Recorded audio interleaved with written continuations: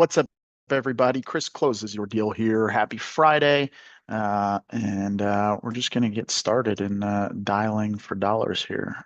Let me go ahead and fix the name.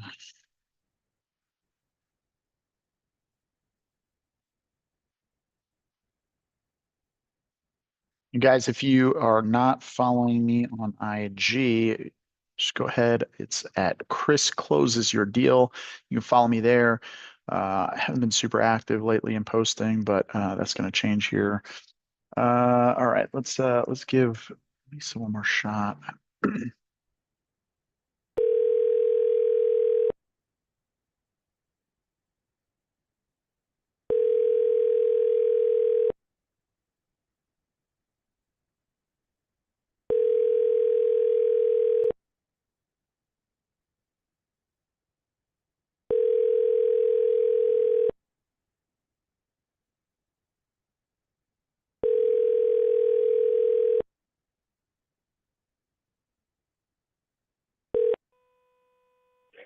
Hello, I can't come to the phone right now. Leave your name and number, and I'll try to get back to you. Thanks. Bye. At the tone, please record your message. When you've finished recording, you may hang up or press 1 for more options. To leave a callback number, press 5. Hey, Lisa, it's Chris with Lazarus Property Group. Hope you're feeling better. Wanted to reconnect with you about your property there on Heston Castle Road. Give me a call back when you get a chance. My telephone number is 619-525-7132. Again, 619-525-7132. Hope you're having a great day, and I look forward to talking to you soon. Bye-bye.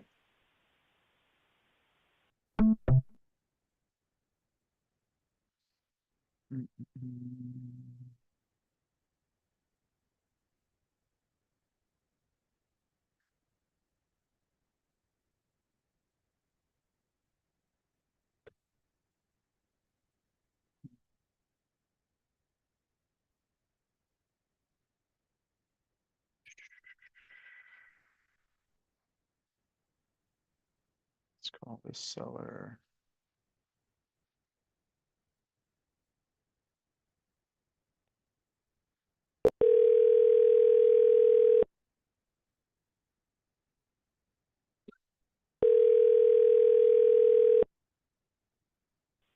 Hello, it's Peter. Hey, Peter, this is Chris. How are you? Good. How are you? I'm doing fantastic. It's happy Friday, and I just a little bragging rights here. I just signed closing docs for my wife and I's property we're moving into, so pretty Awesome. stoked. Yeah, so it's gonna be a good weekend. Good. Yeah. But I was calling because it looks like you had reached out to us a couple times. We've been playing phone tag a little bit. You had spoken with one of our referral partners about a property you own there in Fort Wayne that you were considering selling over on is it Salford Court? Yes. Yeah. Did I catch you at a bad time? I've got a couple minutes if you guys have a number formulated just to see if you're kind of in the ballpark. Got it. Yeah, we don't have a number formulated.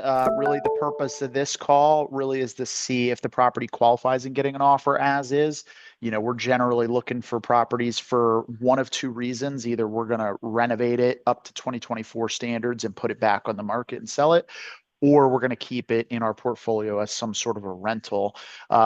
So when you say you have a couple minutes, like we talking like two or three, or like 15, 20? What do you think? Well, so I'll tell you, it's being renovated right now. So Okay. we're living in the property. It'll be up to 2024 standards. Mhm.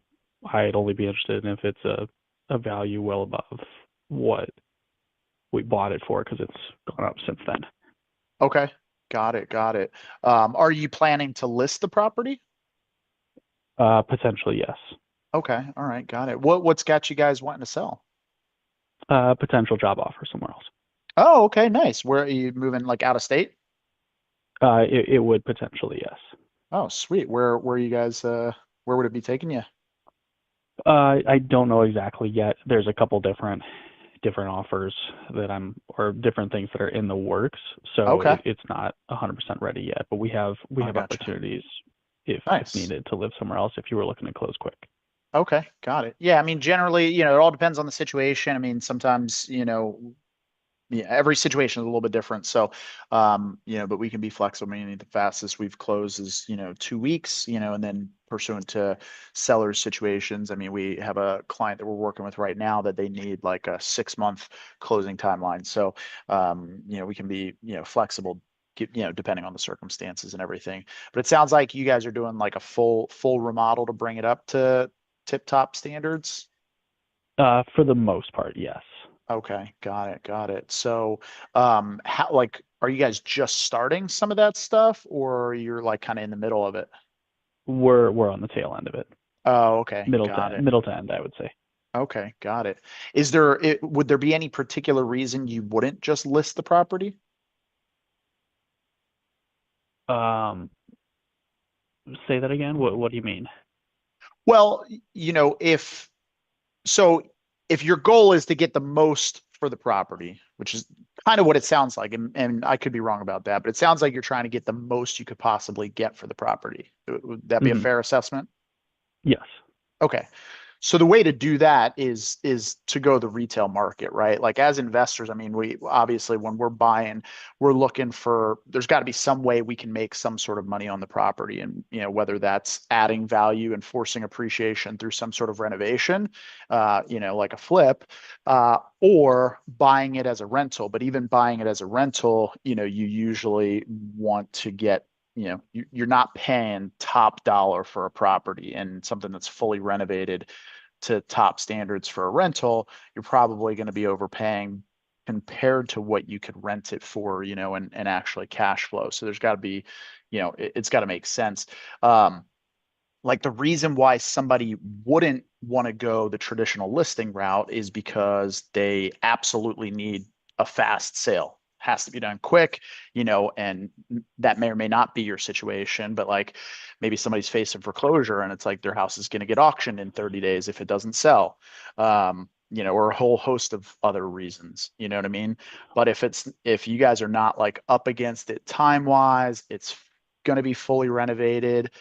I mean, you're certainly going to get top dollar going the retail market. You know what I mean? Well, so not necessarily, but yes, for the most part, yes. I bought the location off market. Um, I knew the seller. It was a way to get the middleman out of it and get the realtor out of it. So Mhm. we knew what it was valued at. We knew what they could sell it at, and I was able to buy it off market. He was able to keep some of that 7% fee. I was able to keep some of that 7% fee. Mhm. So that would be a reason for it. Got it. Now, if you're looking at coming in way lower, I don't think I'm interested. Yeah. But I if mean, you're, what are you hoping to go get ahead. for it? Uh, I haven't gotten it appraised, but I have some numbers in mind. But I would be more keen to hear your number. I'm not just going to throw out a number and then start negotiating from there. Got it. Okay. So you're probably thinking like, oh, I don't want to throw out a number. Maybe they'll pay me more for it, right? Well, and because the number I bought it at is completely unrealistic because it was back in 2018, and we've done numerous renovations to it. We've kind of revitalized it, made it more modern looking, so it's not going to be comparable at all.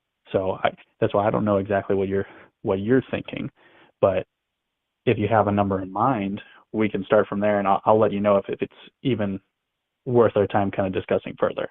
But if Yeah. you're looking just to buy it as a rental and come in real low, I don't think I'm the seller for that. Got it. Yeah. No, I mean, like I said, I don't have a number in mind. We haven't even looked at the property yet. But I can tell you, I mean, when you go to shop for anything, everything you ever shop for to purchase, right, has some sort of a price or price range listed, right? Uh, Not necessarily, but Generally I from the mean, seller. I yes. mean, yeah. So, I mean, I can promise you, like, you're not going to throw out a number that we're going to be like, oh, cool, we would have offered more. I've been here for a long time and I can promise that that's never happened. But again, if you're looking to get, tip top of the market value, you're still going to be better off going the traditional listing route because you're going to find a buyer that's looking to move. Like you said, you got a discount, but you bought it to move into, to live in, right? Like, that's not why we're buying properties. We're not going to come live in that house, right? We're going to have to be able to make some money on it. And so we're just not the same type of buyer that you were when you worked with the previous seller and structured that deal to get the agents out of the situation. You know what I mean? So I just think that you're going to be better off, getting a number, because again, it sounds like you want, a retail number, right? Which is fine. And, it's probably worth, just about every penny that you're looking for. But that's like, we're not going to motivate somebody to sell with our offer price is basically what it comes down to. And I know you have a reason to sell, Gotcha. but yeah, I mean, it sounds like you're looking for more of like a homestead buyer. Yes. Yeah. Yeah. That wouldn't be us. Well, whether you take it and flip it, or if you think the market's going to do something that I don't know about, then I'm interested. But it's a unique situation where I'm okay selling because there are some opportunities. But I mean, it was an unsolicited call that got my attention. So that's the thing where you say is I should have a price on it, but my house is not on the market. Well, If you're interested and you're a buyer, if you have a number, I can talk from there. But. But to be fair, you said you do have some numbers in mind. So it's not like you don't have a number in mind, right? You just prefer not to share it. And that's fine. Yeah. Without you even telling me, I can almost guarantee our number's probably not going to be what you're looking for just based on the other things that you had mentioned. And that's fair. Like I'm not, Right. like we're not forcing anybody to do business with us. That's not our approach. We're looking for people that are motivated to sell and looking to sell. They have a reason to sell. I mean, it sounds like you're doing a bunch of work to the property, forcing appreciation. You're basically doing everything that we would do to be able to make a profit. So I don't see a world where we'd be able to make a profit unless you're selling it at some sort of a discount because you need it done fast or, there's some other circumstance going on. You know what I mean? So I wouldn't want to waste your time. I think you'd be better off listing it, but that could take longer, right? With the way the market is, the interest rates and everything. So if on the flip side, this job offer is like, hey, you got to be here in 3 weeks, and if you can't be here in 3 weeks, we've got 10 other applicants that we're going to churn through, to take this position. That's a different situation. You know what I mean? So, yeah. So, I mean, if they did need you to move like pretty rapidly, like, are you in a position to like still hold on the property while you're in the process of selling it? Or do you like absolutely need to like get out from under it so you could make that move? No, I wouldn't need to. If it was, there are some locations where I can make it work. So got it. Okay. Then I think I agree with you. I think we have a route that we're probably going to plan to go if things come to fruition with those job offers. Yeah. But if something does fall through, or if I'm looking just to get someone else involved, I've got your contact and I'm more than happy to reach out, or vice versa. If you do want to put a number on it and you are interested after you do some research on the property, if you think it could be a good moneymaker for you guys, investment wise or rental wise, you've got my info. You can definitely reach out. For sure. Yeah. And, just trying to be transparent, like I think like with you not having like that urgency to have to sell, like I think you're absolutely going to give yourself the best shot of getting the highest number, putting it on the market, getting as many eyes as possible, even with paying commissions, to an agent, that's going to put you in the best position to get, every dollar you can out of the property, and especially, with the election happening, once the election's over, I think the market's going to change a little bit. Interest rates are coming down, that'll be the best scenario for you, but again, if something changes in the speed and efficiency that you need, that's the thing. People usually because they need something fast, or they have like significant distress to the property and they don't have the funds to be able to renovate the property up to like sellable standards, that type of stuff. So but yeah, you got our number. Give us a call, if anything changes, and I think you'll do well putting it on the market. Sounds good. Yeah, no, I appreciate it. All right. Have a good one. Thanks, you too. All right. See ya. All right. Mm-mm-mm.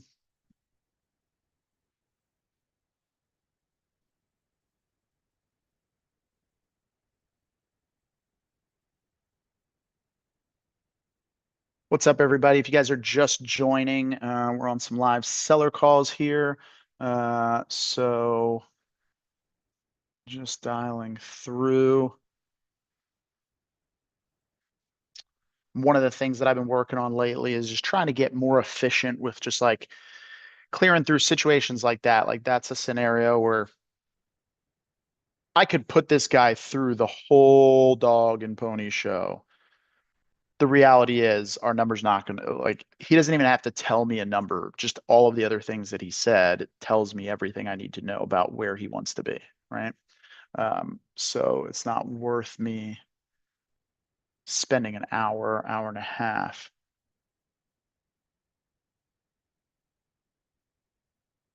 Okay. So we're killing that one.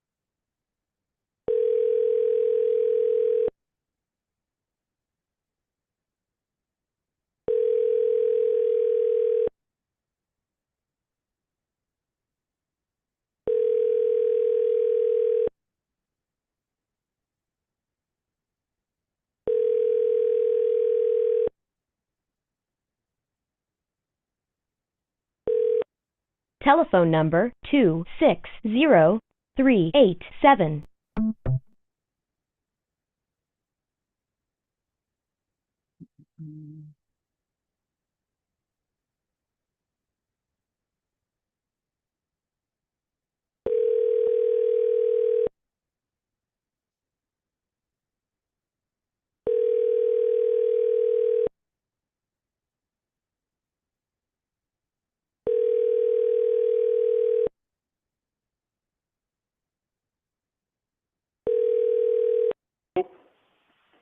Hello, Jay. Hello? Hello, Jay. Hello.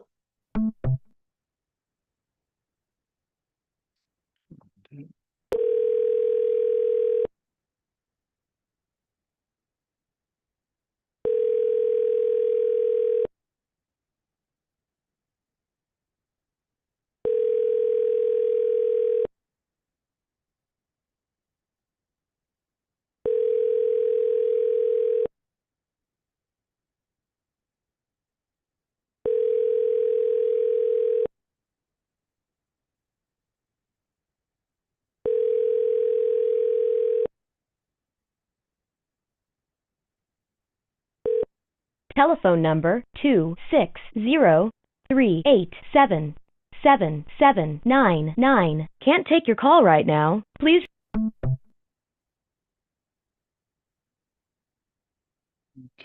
let's see here.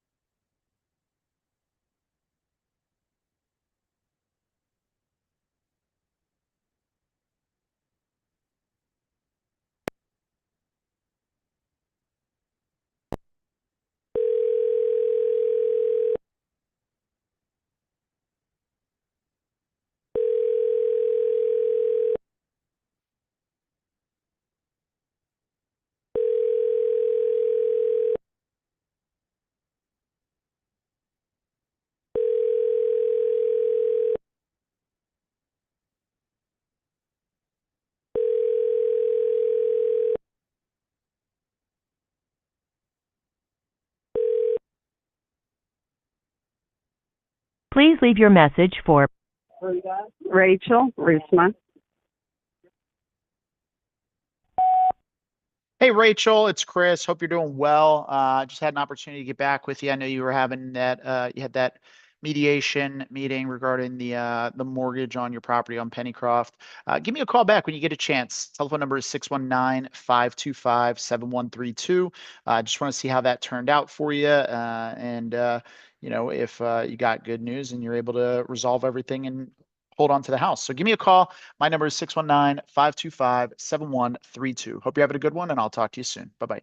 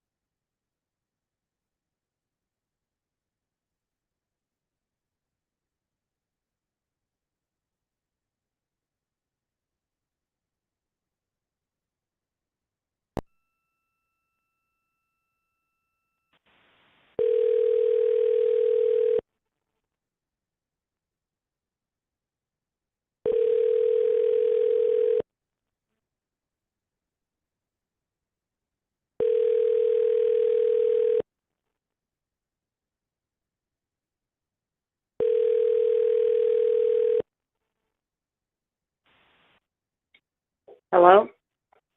Hello, Deborah. Yes, Hey, this is Chris. How are you? I'm okay. How are you? I'm doing great. Just getting ready for the weekend, so can't complain about that.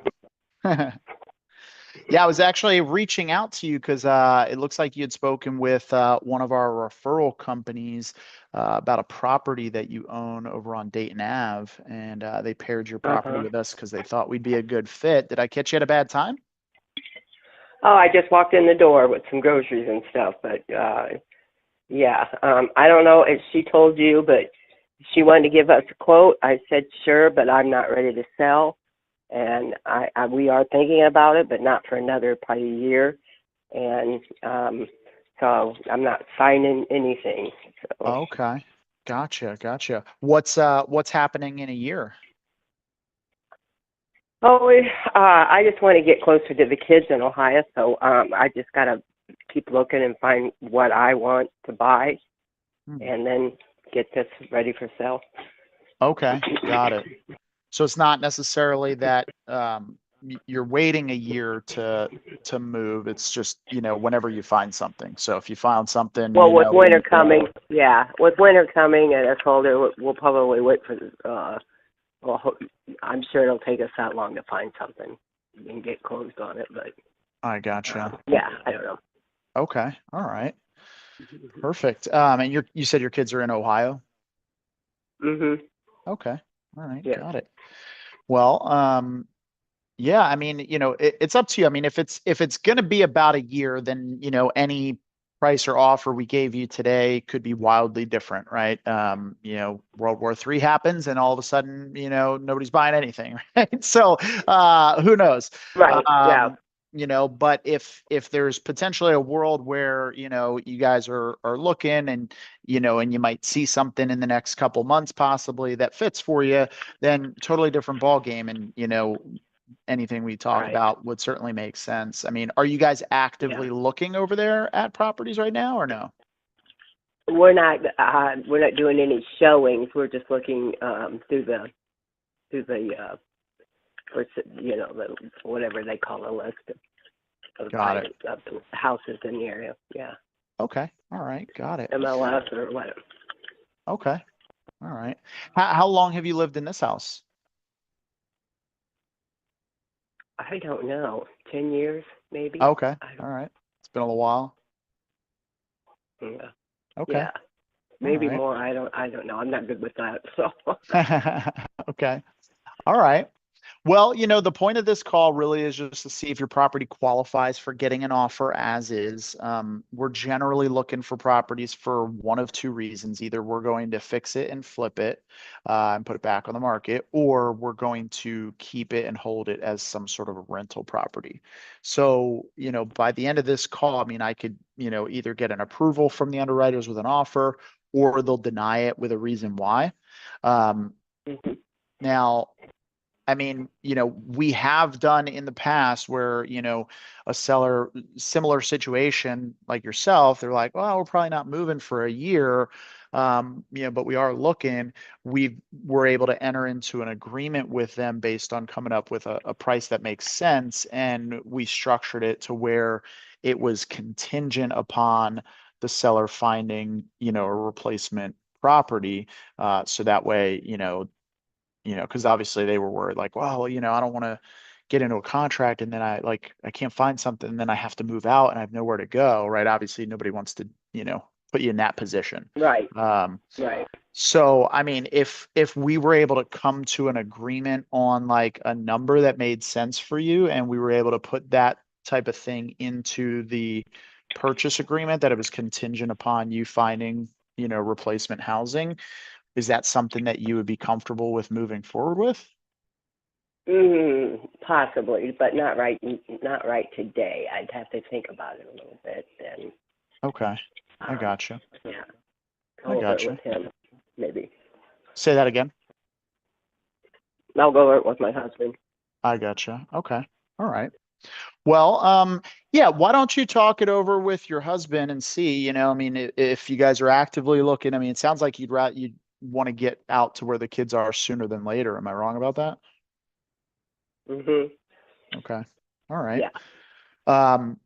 Yeah, I mean, why don't you talk it over with your husband and then we can circle back and, figure out a good time to connect, and, if we can make something work that makes sense for you guys and, Okay. give you guys some time. Like, we're working with actually a seller in Southern California right now where she's looking to buy in Utah. And so we just entered into a contract like 2 weeks ago with her. And so it's like a 120-day contract where and then it automatically, there's an extension built in. So if she doesn't find a house that she can close on that she likes, then, we just keep working together and stay in touch and, until that gets Okay. resolved. You know what I mean? So, Okay. yeah, let me give you, you have a pen and piece of paper. I'm going to give you some contact info. Okay. And yeah. Okay. All right. So my name is Chris Deal. Like, let's make a deal.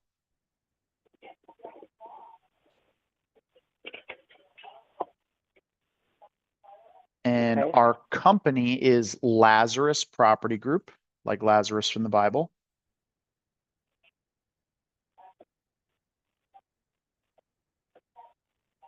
And our office line is 619 525 7132. 32. Okay. 7132. Okay. And then if you ever want to check us out on the web, it's just www.lazprop.com, LAZPROP.com. LAZ. Is there a dot between that? LAZ. Nope, no dot. It's just LAZ, and then P is in Peter, ROP is in Peter. Okay. And right? yeah, and right now I know they're working on fixing it, but if you try to pull it up on your cell phone, like there's a weird glitch where everything shows up in like Latin or something. It's it's weird. Yeah. But if you pull it up on your yeah yeah, if you pull it up on your computer, it'll go right to the website and you'll be able to see us. So, all right. Okay. Thank you, Chris. Yeah, no worries. We'll stay in touch and see if Okay. we can come up with All something right. for you. Have a good one. Okay. Bye-bye. Bye-bye.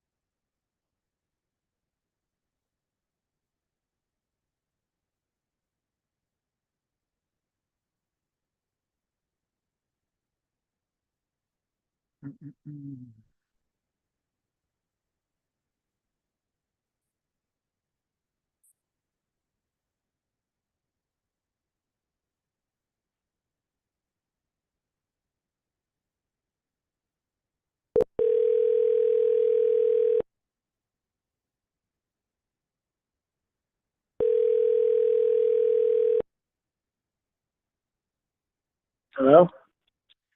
Hey, Bruce, this is Chris. Yeah? Yeah, I was calling about your property on Bright Angel. It looks like you had spoken with our referral company and they had paired your property with us because they thought we'd be a good fit for you. Did I catch you at a bad time? Yeah. Oh, okay. When would be a better time to connect with you? Tomorrow, around noon. Okay. Yeah, I'm actually going to be out of the office tomorrow. My wife and I are moving, but I'll be back in next week. Is there any days during the week that generally work for you? No, any day. Any day? Okay. All right. Perfect. Yeah, I'll try to give you a call sometime next week. Okay. All Thank right. Have a great weekend. you. Bye-bye.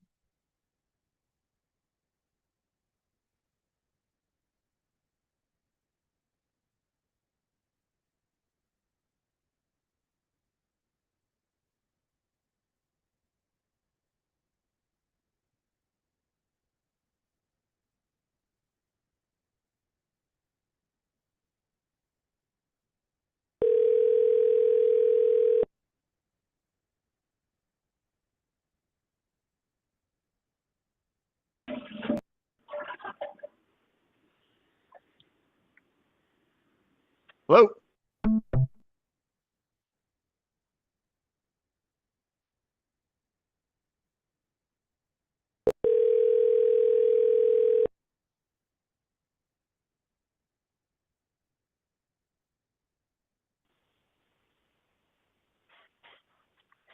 Hello. Hi. Hey, Dan, this is Chris. How are you? Hey. Good. Good, good. Yeah, I was calling you about your property on Elaine Street. It was referred to me by one of our referral companies. Looks like they had paired your Yeah. property with us because they thought we'd be a good fit for you. Did I catch you at a bad time? No, I mean, I'm just right now. I mean, I don't know if we're super looking to sell. We're kind of looking to sell, but I'm not sure that you guys are going to give us the number that we want. Oh, okay. Gotcha. What number's that at? I would think like 350,000 was what would 350. take to get us really moving quick, like you guys would want. Got it. Okay. All right. So it sounds like you're looking more for like a make me move offer. Yeah. I gotcha. Okay. All right. Well, yeah, no, fair enough. Yeah, I can tell you I've been here for a long time. I've never seen them make me move offer. So generally we're looking for, people that kind of already, hoping to sell and move on to their next phase and, have something going on that's kind of, they need some Mhm. speed and efficiency, that type of thing. So, Yeah. No, we're in no rush. I gotcha. Okay. Are you guys planning to, I know they had mentioned that you were planning to move to the north side of Indy. You guys gonna list the property and kind of take your time, or what are you thinking? Yeah, probably. I mean, I think the plan is not to list the property until we find something that we like Hmm. that we would want to move to. Okay. Gotcha. Just out of curiosity, is there a particular reason you would wait to list your property until you found a property you're going to put an offer in on? We're just in no rush, we Yeah. don't need to move up to the north side right now, and so we don't want to get into a situation where all of a sudden now, there's an offer on our house and now we feel like we got to move.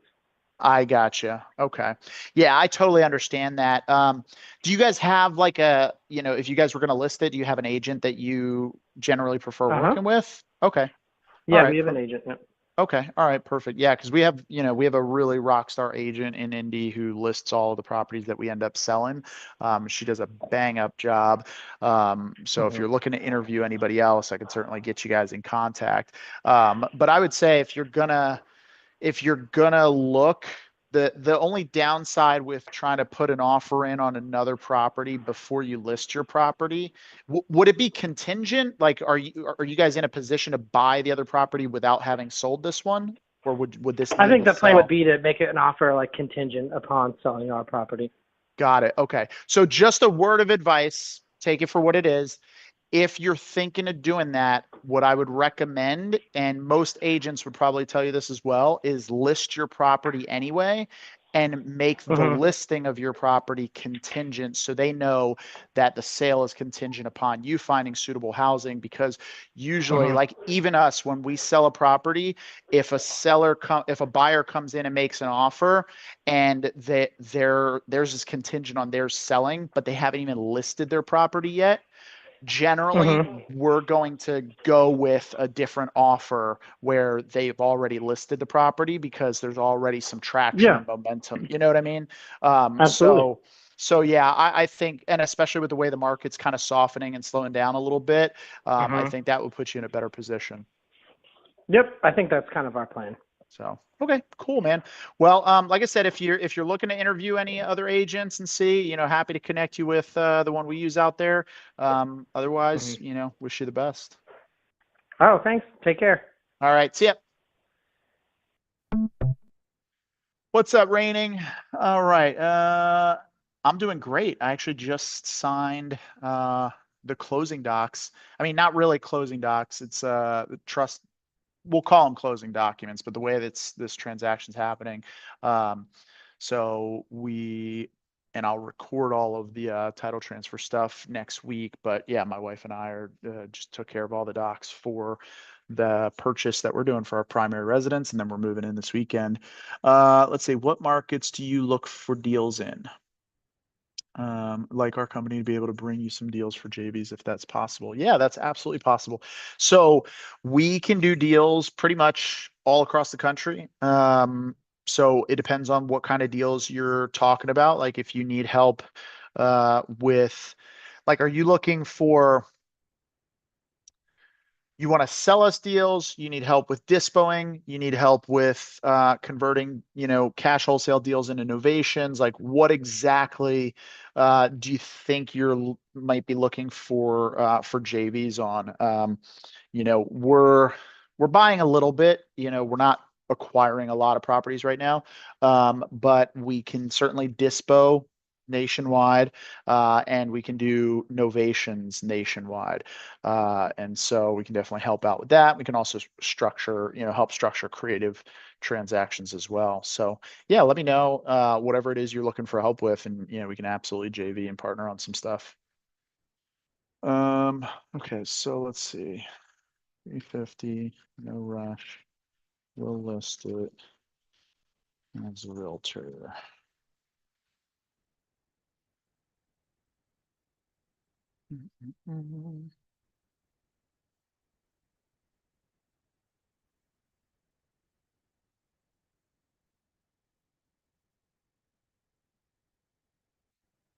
Okay, let's go to the next one.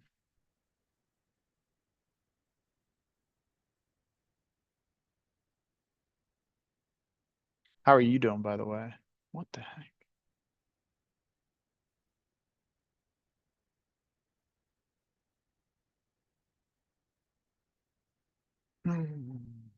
I gotta go pick up a U-Haul later this afternoon.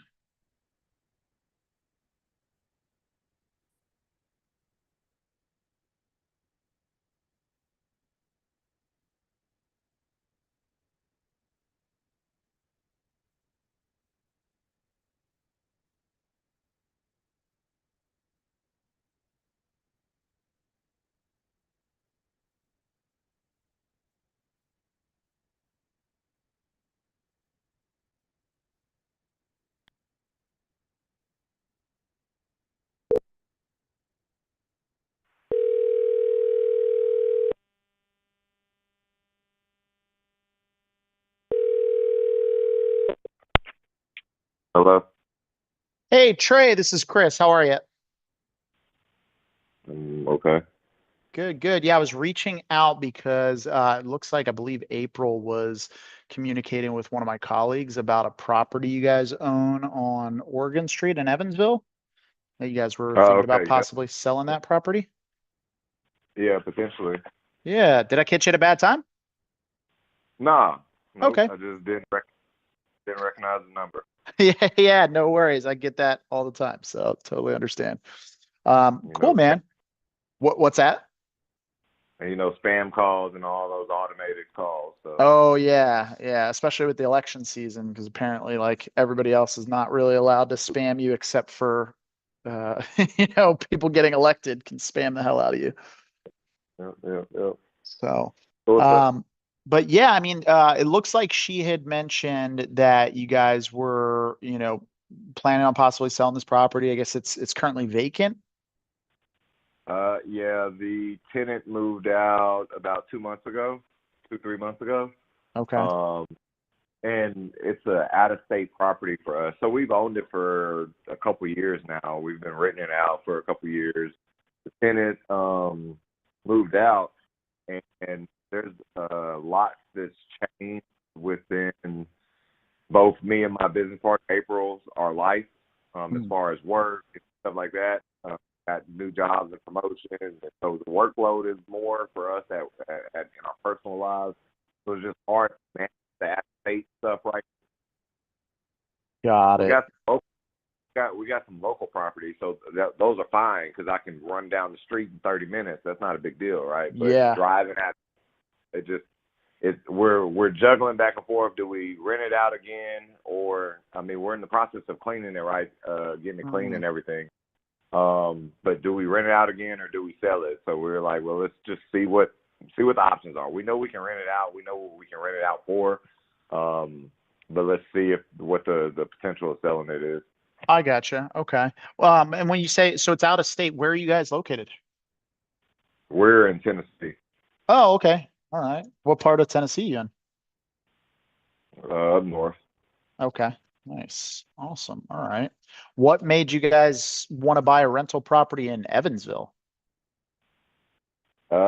We started a business, LLC, right? We just wanted to get into rental property, and we started a business, and basically we drew a circle around our house, and if it was within a certain driving distance, then we looked at all those properties within that circle. Nice. That's awesome. So our very first purchase was in Evansville on a foreclosure.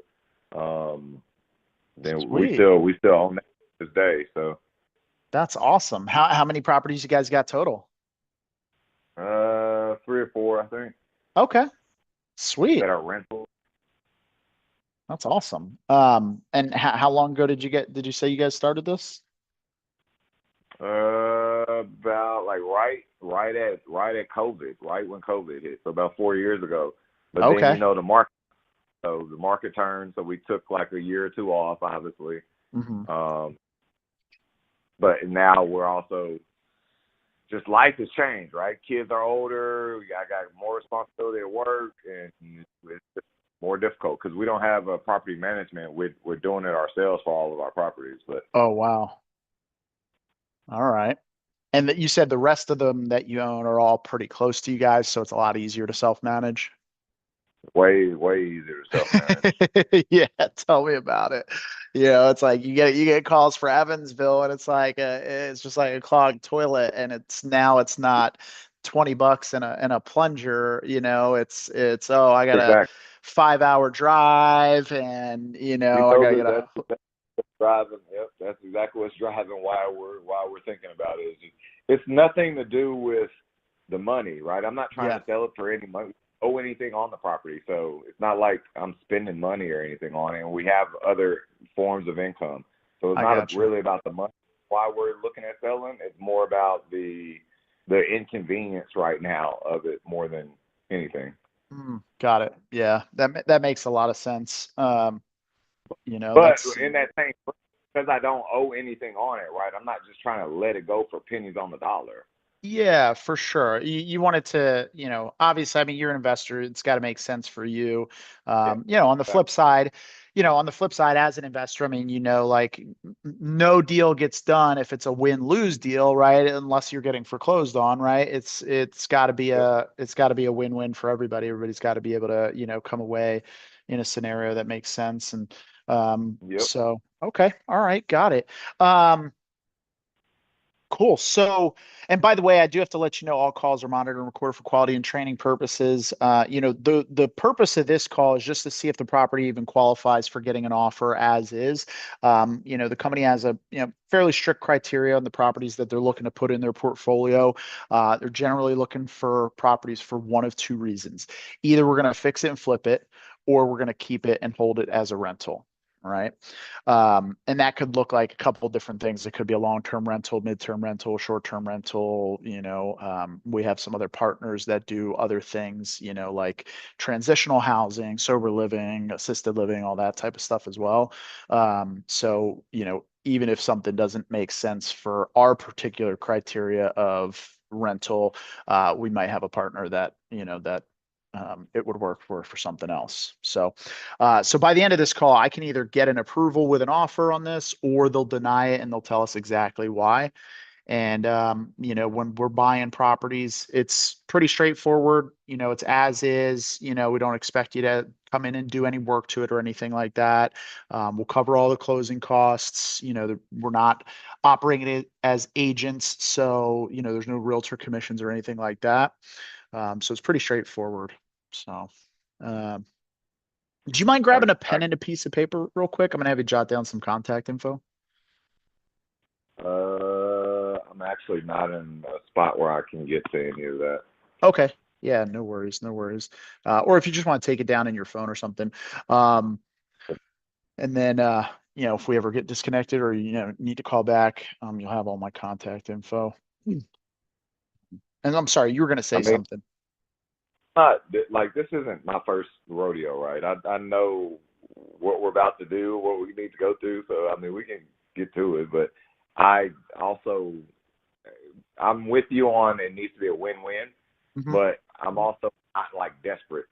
Yeah. If that makes Yeah, totally. No, that makes 100% sense. And, we work with people for a lot of different reasons, right?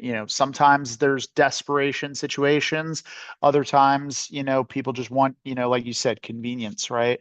yeah, it's more convenience for me than anything right now, to be Yeah. honest. So, is there, if you guys are going to sell it, have you guys pretty much settled on the fact that you're definitely going to sell it in some capacity, or is there a world where you still might just rent it out? Yeah, there's still a world where we rent it out, depending on if we don't get somewhere around the number that we're anticipating. Okay. So I'm not gonna, like I said, I'm not gonna let it go for pennies on the dollar when I owe nothing on it but property taxes, annual property taxes. Every year, and Yeah. I can rent it out $1,300 a month. There's no reason to sell it. Got it. Okay. And the 1,300 a Other, month that you could rent it for, is that like in its current condition? say it again. I'm sorry. The 1,300 a month that you're saying you could rent it out for, is that like, would you have to do any work to get it back to being rent ready like that? Or, like right now you could get somebody in there? No cleaning. I Okay. like we're having a professional team come out and clean just since we haven't cleaned it since the former tenants moved out. Okay. But I have been to the property since the former tenants have moved out, so Got it. Okay. I've seen myself. Okay. So other than cleaning, nothing else really needs to be done. Like, you don't have to do like carpet or, any paint or anything like that. No, we put LV LVP. Yeah, we put that all in when we first initially bought it. So we bought it. Oh, nice. And we bought it and renovated it. Oh, okay. Perfect. So I don't know if you got Zillow. You could probably go to Zillow and look it up on Zillow, and it shows you the before and after pictures. Oh, nice. Let's see. Oh, yeah, I see the vinyl. Oh, okay. Nice. I see the bathroom too. You guys put the tile in. Nice. Yeah, nice. I didn't do super upscale interview upgrades, right? Because I'm not living there. It's not like my personal home. I got granite countertops at home. I didn't put those in there, right? But I did put a new countertop in there on the bar, and new floors, paint, new bathroom, tile, all the bathtubs, and you know what I mean? That the backsplash. You know what I mean? Yeah, no, it looks like a great rental turn. Whoa, is that a bathroom, or there's a washer in there with the green tile There's and a water dryer and a toilet in that back bath. Oh, okay. You don't see that very often. Yeah, I mean it's an older home too. I think I don't remember the actual age of it, to be honest, but I think it is. But it's a washer dryer, toilet in the back with a sink. Mm-hmm. And then in the bedroom, the master bedroom has a bathroom in it. And then there's another bathroom. It's like a Jack and Jill bathroom connecting the other two rooms. Got it. Okay. All right. So there's a shower and a toilet, sink, Jack and Jill. It connects to both rooms or whatever. Nice. And you just painted over the wood paneling in the rooms. Yeah. It actually turned out really good, actually. It really did. I was surprised because I was debating tearing it off or and just replacing them, but I got talked out of that. So they said let's just paint over it. Yeah. Well, I think I think you lucked out because, you pull those panels off and then you could be looking at a whole different ball game, and it's a lot more work. And I think it looks really clean with the white That's paint what over that. my- So, nice. you sound talk me out of it. Say that again. I said you sound like my contractor who talked me out of it. Hey man, I've been in this game since we've been in business since 2009, and I've been here Okay. since 2019, and so kind of got started right around same time you guys were getting started. But we've done hundreds of properties in that time period, so you see a lot. you know um, Yeah. but I guess, what are you guys hoping to get on the property? Price wise, Yeah. so I know the comps in the area are in the 130, 140 range. I know for an investment company or investor, that's probably not realistic. That would be more for somebody that's going to buy it to live there. You know what I mean? That be their starter home or whatever the case may be for that price range.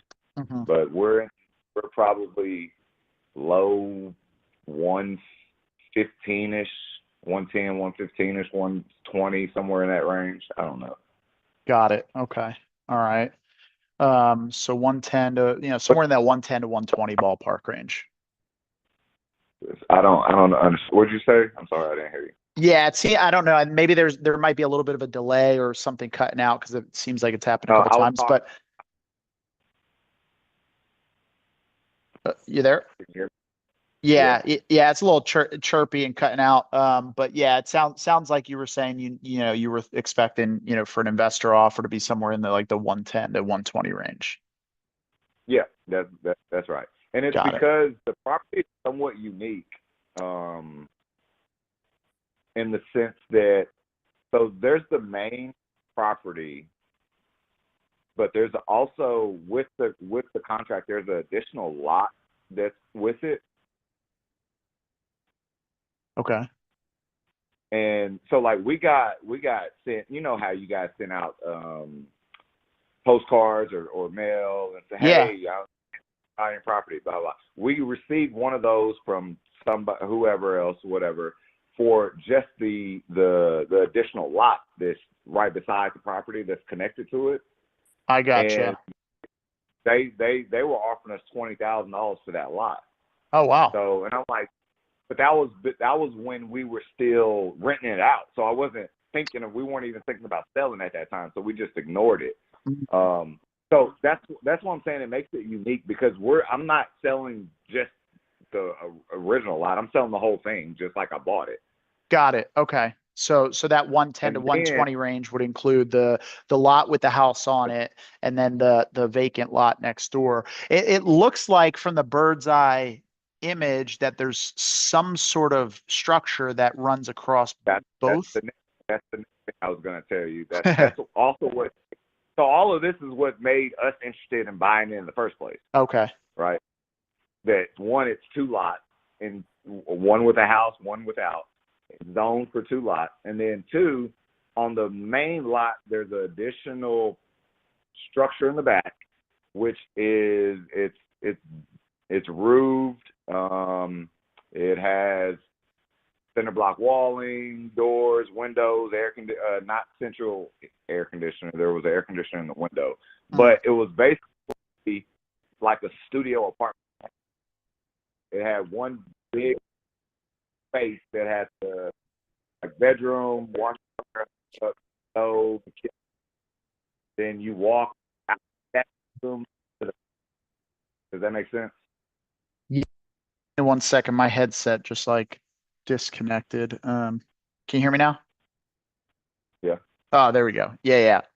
Okay, so I got to has a roof, cinder block walls, window, AC unit, and then you started talking about how you walk in that building. AC is not central AC. Yep. It was just a window that was in there at the time. Okay.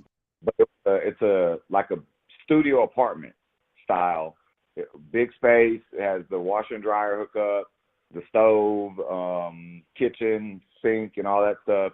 And then there's a full bathroom, like outside of that room. You got to kind of walk out of that room into the full bathroom.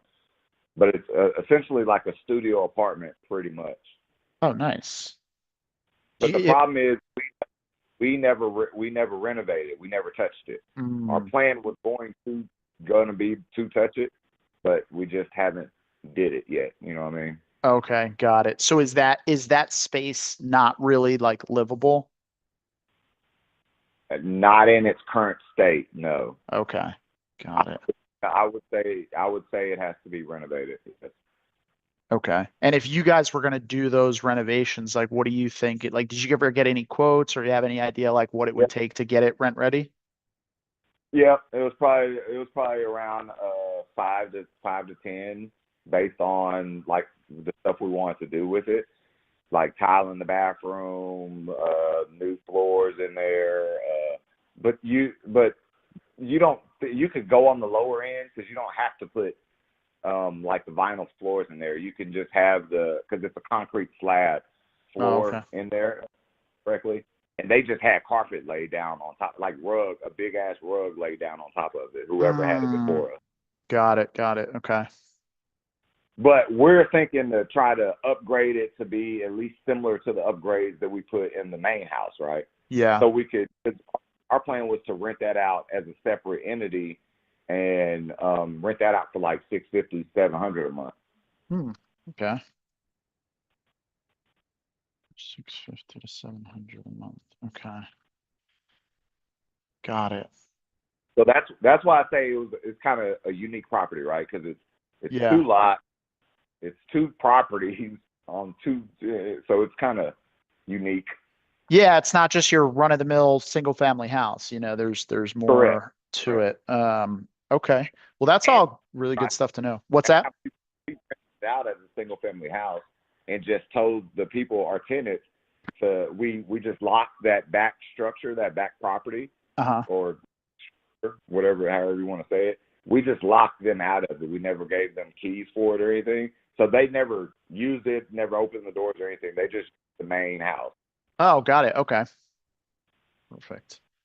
All right. Cool. Yeah, it looks like let me see here. Based on Zillow, it looks like the property is built in 1928. So yeah, it's definitely an older house. So to replace the furnace and air conditioner on it when we bought it. Okay, so you already replaced the furnace and AC. What about on the main house? Got it. Okay. All right. What about the you said the back house is on a slab, right? Is the front house, is that on a slab, or is there a crawl space or a basement? There's not a basement. I assume there's a crawl space, because it's not on a slab. You walk up a flight of stairs to walk in. Okay, got it. I've never purchased a crawl space, because I'm not doing that, but I assume there is a crawl space. You're not missing anything by not going under there, I can tell you that. I've been in my crawl spaces when I thought I could do my first house. We tried to do a lot of the work ourselves, and we learned after that I'd rather pay somebody to do the work than to do it. Oh yeah, there's certain jobs that it's worth paying a little bit of money just so you don't have to be cooped up in a small space. I'll never forget years ago, might have been 20 years ago now. I had apprenticed with an electrician back in, and I grew up in Philly and lived outside of Philly for a while, and I'd apprenticed with this guy, and we were running some cable underneath this like 100+ year old like Christian school, and we were in these crawl spaces, and we're like pulling this cable through this conduit, and it must have, like, the metal conduit must have like scraped off the insulation on the cable, And I didn't realize that we were pulling like a live line at the time. Like Oh, nobody, you bro, yo, this thing really sparked like you would not believe. And I'm in this like basically pitch black, like freaking, couldn't move nowhere, and you can't run or get away. bro, I about lost my mind and I crawled out of that hole and I just handed the dude my gloves. I was like, yeah, today's going to be my last day. Yeah, Oh, it's, damn. That's crazy. yeah, bro. I thought we were pulling new line, not pulling like something connected. You know? So yeah, that was the end of my foray into And electricity is the worst to deal with yeah. because it'll Yep. kill you. Yeah, exactly. If you're lucky, it'll kill you. Yeah, if you line the cabinet up wrong and it's not level, so be it. But if you fucking you'll die. Yeah, exactly. It's like, yeah, I'd rather be a plumber and deal with people's crap. Yeah, I know. I get it. But okay, so main house is probably on a crawl space. We got plenty of pictures of that. All right. Well, I mean, everything is there anything that I haven't asked you about that you would want to know if you were buying this property?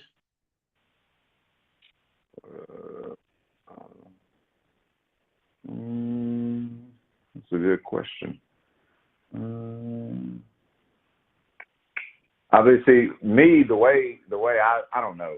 There wouldn't be anything else I would ask you about personally. But myself, when we buy properties, I do a lot of research.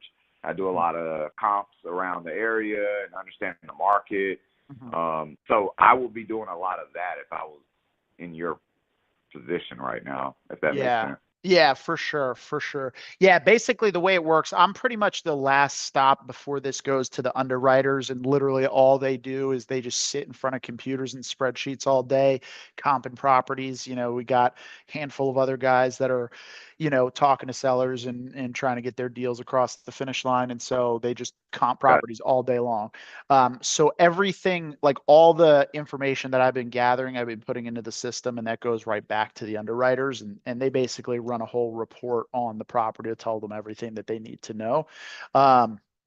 So yeah, now is like, if we were to move forward, like, do you guys have like any of your own stuff in the property, or like you wouldn't need to show up? The only thing, I mean, because when we bought the property, we put a new stainless steel stove and stainless steel refrigerator in it, but we're not keep that.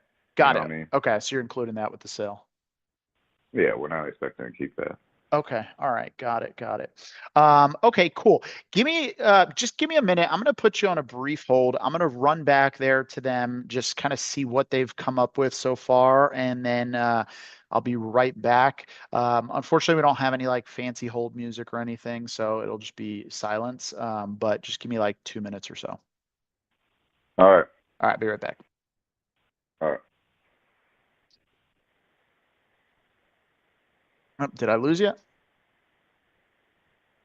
Okay, perfect. So this property is in Evansville. 2.5, 1,400 square feet.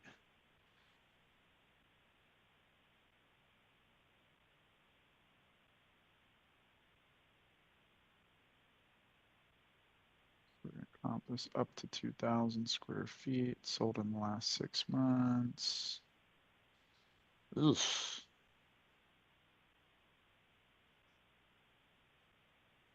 And let's go older than a 2000 build.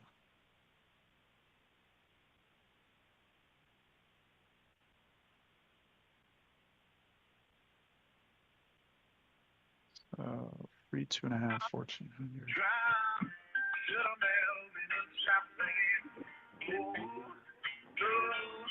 That's a rough rider's roll. I'm going down, baby. Your street in the rain, over street, people get it, carpet in, let it go. See me, poke one, listen to the sound. Light it up and take a look back to me. I got the road gang. What a little beat. The guys don't win the show, I pass out to see me. Smoking on that Doja. Four of my buddies in the back screaming, no limit soldiers. 1, 2, 3 into the post. You don't doggy, Dr. Dre is at the door. But if I'm making my friends come back home up. Cause you know we got some good stuff up.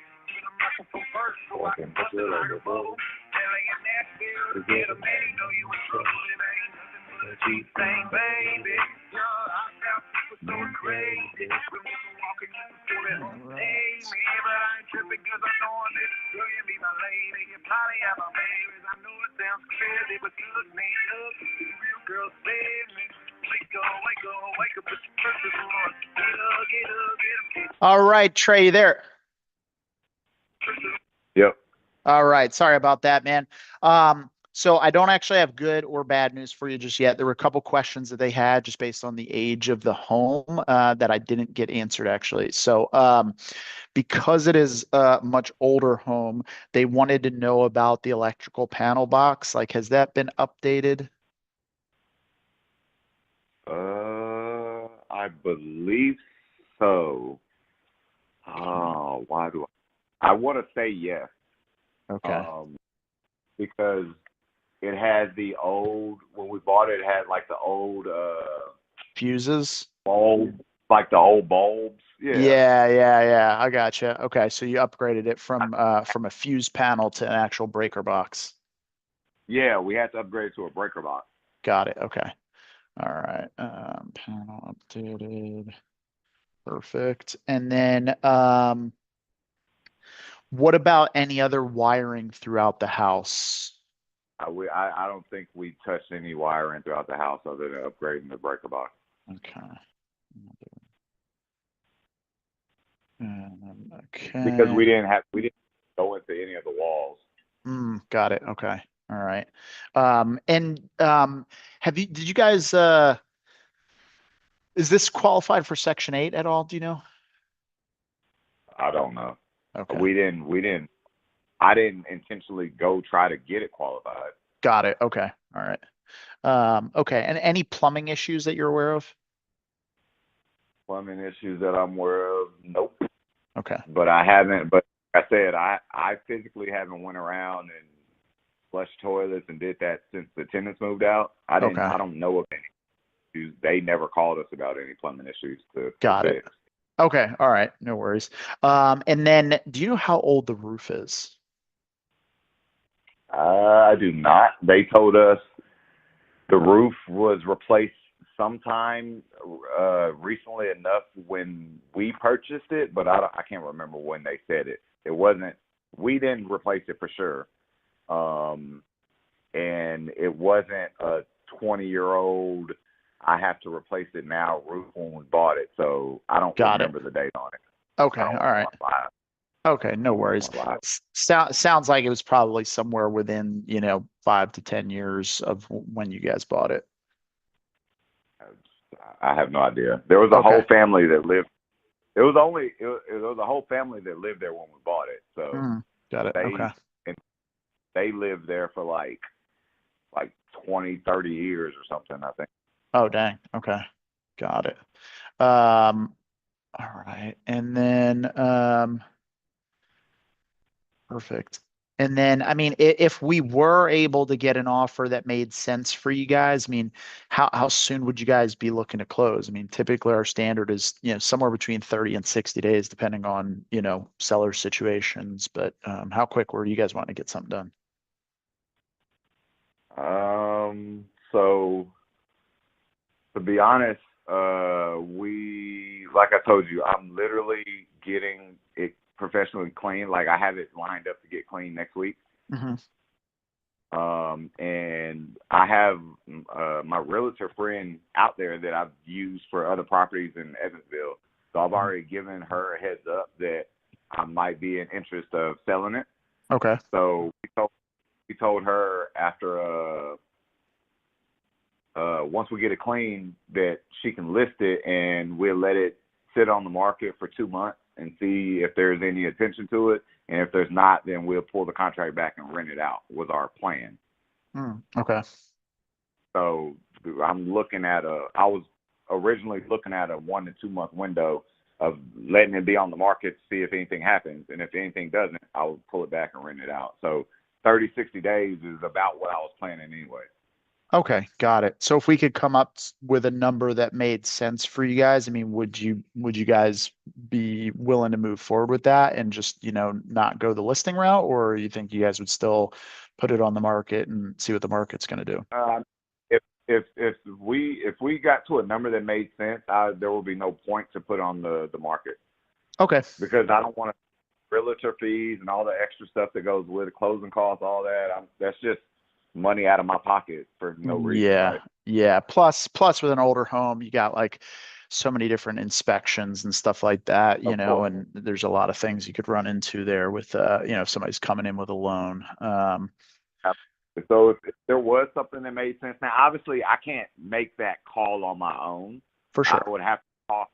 I got to confirm with April, my business partner, but because we're 50-50 on it. Other than that, I don't think there will be any reason why we wouldn't if there was an offer that made sense. Okay. Got it. And just out of curiosity, I mean, like, are you guys just gonna, I know this property is inconvenient for you, but you have other rentals. I mean, is the plan to parlay, the proceeds from this into like a closer rental, or are you guys just gonna cash out of this one and, and just go throw it on black? We're actually, that's funny. Dan, you know all the questions to ask too. That's so crazy. It's like the same mindset. That's crazy. So we're looking at, what is it, the 1099 or whatever, where you roll it over to the 1031? next property? Yeah, the 1031. But the problem is the property that we had our eyes on, because there's a time frame that you got to be able to actually execute it within. The property that we had our eyes on, guy went a different route from us because they offered that they weren't looking from an investor standpoint. So they offer like $20,000 more than we offered because they want to live in it. Mm-hmm. So he's offering, not ours. So we got to find that other property if we're going to do a 1031 rollover. But if not, then it'll just be cash out, put the money in the bank, and wait to find another one. It's not cash out, get out of the business. Yeah, right? yeah. Got it. Okay. So you guys aren't splitting the proceeds 50-50 and walking away. You guys are looking to reinvest in some capacity. So me and April we're cousins. We grew up together. So we're family. We're not walking away ever. You know what I mean? Yeah, yeah. I got you. So it's not like we're splitting the business up or anything crazy like that. We're literally cousins. So we're going to be together for a long time. It's just we would either roll into a different investment opportunity closer if we found one, or just let it sit in the bank until we find one, right? Because it's still not like we're still actively looking for deals, right? It's just a more local one is better for us right now, just because of she's had an additional child since then. All kind of stuff has happened in our lives since it started. So yeah, it makes sense. Okay. Got it. And the main reason you guys are looking to do a 1031 is just to, shelter the capital gains hit that you would have on it? That would be the only real reason. Yeah. Okay. Got it. Yeah, but the problem is I don't have another property lined up. And I know if you do a 1031, you got 60 days or something to close on it before it's null and void again, right? So yeah, there's definitely a specific timeline and everything that you got to do it in. And I believe it's you have to identify a property within, man, now you got me thinking. I want to say it's 90 days. But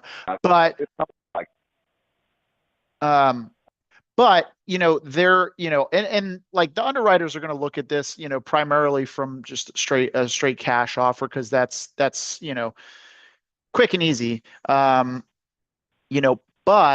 there are other ways to structure transactions. And my guess is, the whole reason you guys got into, owning rentals is not because you liked fixing toilets and, and repairing things when tenants, have problems, right? It was for mailbox money, right?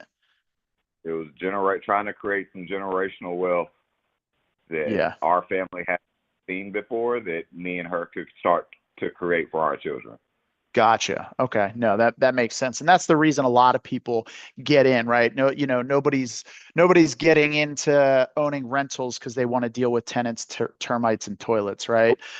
I got So one of the other ways that, and they might come back and they might say, hey, cash number is going to make total sense and we can get this done. But given the fact that you guys are looking to do a 1031, there's other ways to structure the deal where you can basically get the same benefits of a 1031, but you can actually make have the property work for you, and you can just basically upgrade yourselves from the landlords to the lenders. Have you guys ever considered something like that? I don't know what that means. Now you're out talking my skill set. I know Okay. a lot about it, but Got I it. haven't Okay. heard that one. Yeah. So basically, when you buy a house and you get a mortgage, right? Like, let's say Bank of America gives you a mortgage, or Yeah. let's just say you're renting a property, right? And you're living in a rental, and the owner of the property has a mortgage, and Bank of America has the mortgage. When the toilet gets clogged or you guys have issues, who are you calling?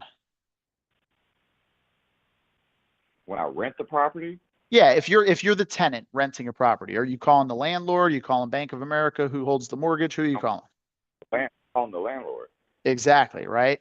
So you're calling the landlord to come fix it. Now, Bank of America, My personal property, like my personal property, I got to fix it my damn self. exactly. And if Bank of America or Wells Oh. Fargo is holds the mortgage on your house, like Yep. you call them up to fix the toilet and they're like, it ain't our house, you just pay us every month, right?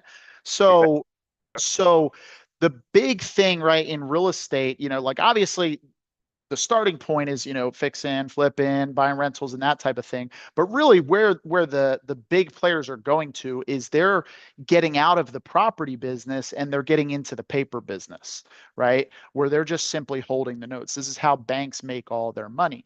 And the big thing is, if you sold the property cash and you didn't do a 1031 exchange, you would have capital gains taxes.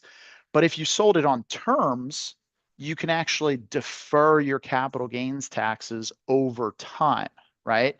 And you can upgrade yourself from a landlord who just has to manage a property and just collects a rent check to where you're the lender. And so what we've done in the past is we've actually purchased properties from sellers in this exact situation. A lot of times it's landlords who they've been in the game for a long time, and Yeah. they're ready to retire and they're just tired of dealing with it. And so what they'll do is mailbox money every month. That makes sense. So let me ask you a question. In this scenario, right? I'm Bank of America, I'm Wells Fargo, and you're the home buyer, right? For example, hypothetically. Yep. So what does that look like? You pay me a monthly fee until the loan is paid off? Exactly. The terms of the contract? Exactly. Yeah. So basically what it often looks like is we would come in and we would take over. You're allowed to have free will to do with whatever what the property you want unless you default. Exactly. We own the property, right?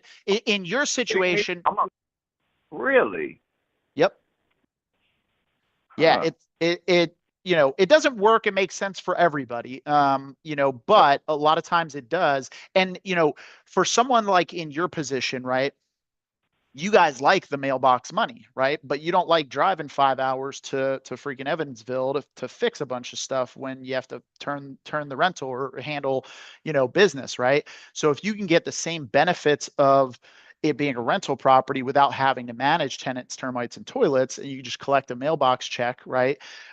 Then that can be a better situation. The other, and where it helps on our side of the table is sometimes a cash offer. Yep. Say that again. You don't have to drop the money right up front. Exactly, right? And, even if we could drop the money up front. Go use that money to go fix the house up instead of having to give it to me and then double dip to fix the house up or whatever. Exactly. And the biggest problem right now is the cost of money.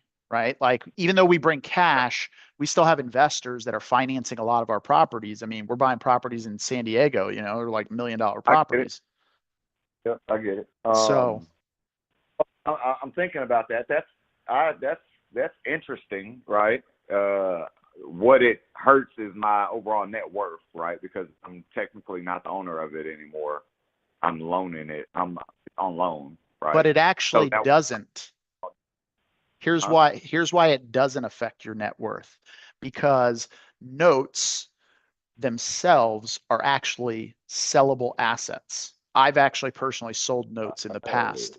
So Really? So I sell my loan to somebody else, and you Yep. have to pay somebody. exactly. Yeah. So if you've ever heard that, like, you know, the bank that typically originates a mortgage, they usually don't own it for the life of it. Usually within the first 6 to 12 months, most banks, they'll sell them off to like Fannie and Freddie Mae. Yeah, I've heard about that for sure. I've Yeah. definitely heard about that. That's crazy to put it in that perspective. I have not thought about it that way. Yeah. And the analogy that I like to use, right, is think about it like this, right? When you sell a house cash that was a rental, it's picture and imagine you had an orange tree and you were pulling all these oranges off in the form of rent. And then you just went and you chopped down the orange tree, you took all the oranges and you left, right? Whereas selling a property on terms is like keeping the orange tree there and you just get access to the oranges along the way, while the person who's actually cultivating the oranges, they're going to take their oranges for their orange juice, right? But you still get to pick up some oranges every month. Yeah, it's just a little bit less. Exactly, right? And then take it, turn around, you know, like you said, we can put some money into renovating it. We can rent it out. Hey. Oh, sorry, my headset just connected again. Yeah, I'm sorry. What is your? Sorry, hold. All right, can you hear me? Yes. Oh, there you go. What did you ask? What is your name again? Yeah, my name's Chris Deal. Like, let's make a deal. Chris Deal. Okay. Wow, Chris, you actually taught me something today, and I appreciate people that I can learn from. And I always stop and make sure they understand that you taught me something today. Wow. Yeah, no worries, man. I'm glad that I could share something with you, and you know, like hopefully you can take it and, you know, use it in some capacity, whether it's on this transaction or not. You know what I mean? Exactly, right? Whether it's used on this or not, I'm actually processing this and keeping this information locked in my head. Yeah. Now So- I don't want to blow your mind too much, but my wife and I just signed all the documents today to buy our personal residence. So check this out. So this seller here in San Diego, they bought the house 2 years ago. It was a VA loan, 4.625% interest rate. They tried to sell it for the last 100 days, couldn't. They kept reducing. If they reduced any further, they were going to have to write a check to sell the house. So I came in and I basically offered them and said, hey, look, here's what I'll do. I'll put 25 grand in your pocket. I'll cover all the closing costs and I'll take over the mortgage. Now, at the current interest rate that they have. Now, yeah, because you're not getting a 4.6 right now. That is for dang sure. It's going to be like 7, which on an $800,000 house is going to be like an extra $1,500 a month, $2,000 a month. Chris, I like how you stun on me with your $800,000 house. I like that. Bro, that's a low house in San Diego. That's not even. I'm. my bad. No, you did say that. Right. I'm not in the great part of San Diego. I'm about to throw back. I mean, mine is like 515 but I'm in Tennessee, so that's a little bit different. 515 goes a long way in Tennessee. 515, bro. Absolutely. 515 here. We've sold condos in San Diego for more than 515. I believe it. Yeah, it's wild. It's wild. I'm not excited about it, but here's what's even crazier, right? That's smart. No, but that's smart as hell on your part, right? Just to take over at their current interest rate, and you don't have to worry about what we're currently in right now of the world that we live in from a market standpoint. So that's smart.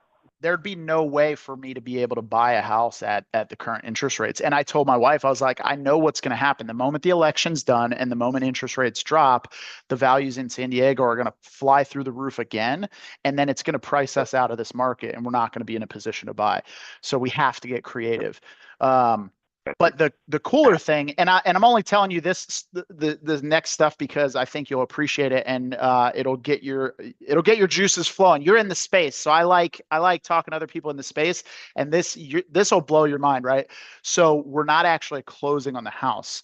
So what we did was we set up a trust for the seller, transferred the house into the trust, and then made me and my wife the beneficiaries of the trust, and then transferred the trust the trust settler, who is the seller, transferred his powers over to my father. So basically now he could never amend the trust. And then what that does is, because it's not recorded as a sale, my property taxes won't be reassessed off of today. It'll be based off of what he bought it at 2 years ago. And then what's even better is, let's say in 10 years, the seller passes away, and let's say the house is worth $2 million, then I'll get it as the beneficiary. And what'll happen is my taxes, I'll get the step up basis off of the $2 million value. My property taxes will still be assessed at what he bought it at in 2022. And then if I ever, let's say I rented it out and then I sold it and I was going to have capital gains, I would still have the married exclusion up to $500,000. So I could sell it for up to $2.5 million, and I wouldn't pay any capital gains taxes on it, even though I bought it for 800. Yes, because that is insane. Bro. You do this, know way too much of the loopholes. That's where all the guys at the top make their money. Hold on, Chris. This is your full-time life, isn't it? Oh, This yeah. is what you do. This is all I Okay. do. Yep. Like, God damn. So all the loopholes. Bro, you got to. I'm a manufacturing engineer by trade, so I could speak all my manufacturing stuff to you all day long, but the way you just spit that out for this real estate loopholes was phenomenal. Bro, but that's the thing. Everybody like gets mad. They're like, "Oh, Donald Trump doesn't pay any taxes." Like, no, he just knows all the rules to pay what he's legally required to. What are you looking at to find the rules? So I'm in a few different masterminds with some really high level investors that are doing this at a freaking massive scale, and they just basically teach me everything. I just listen. I just freaking soak as much in as I possibly can.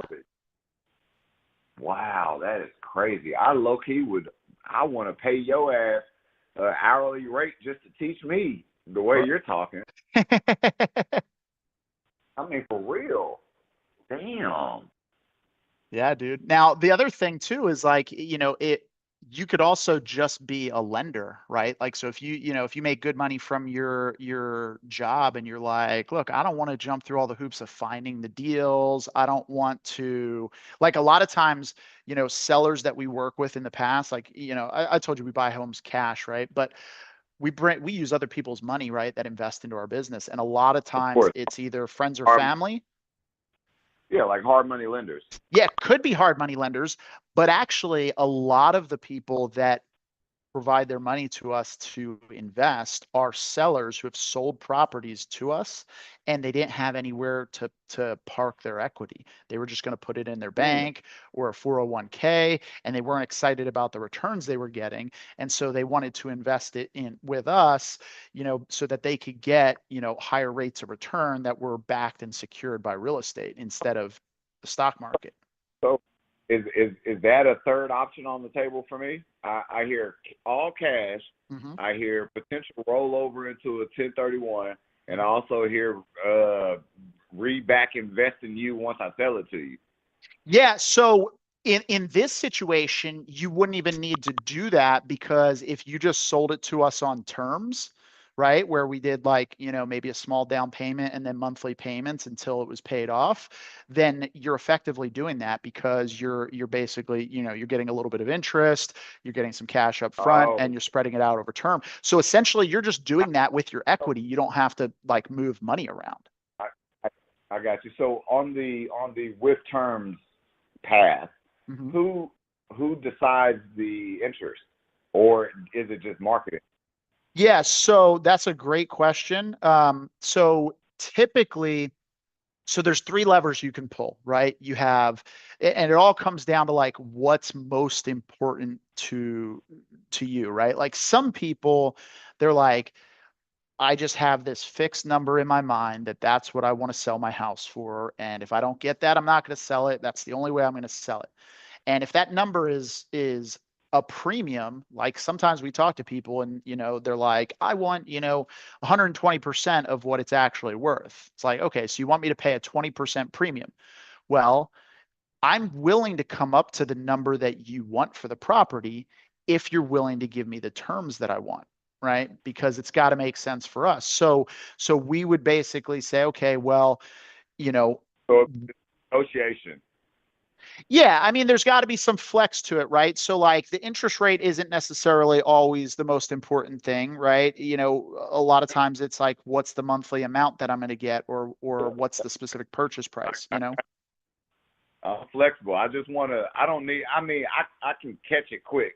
You know what I mean? So yeah, okay.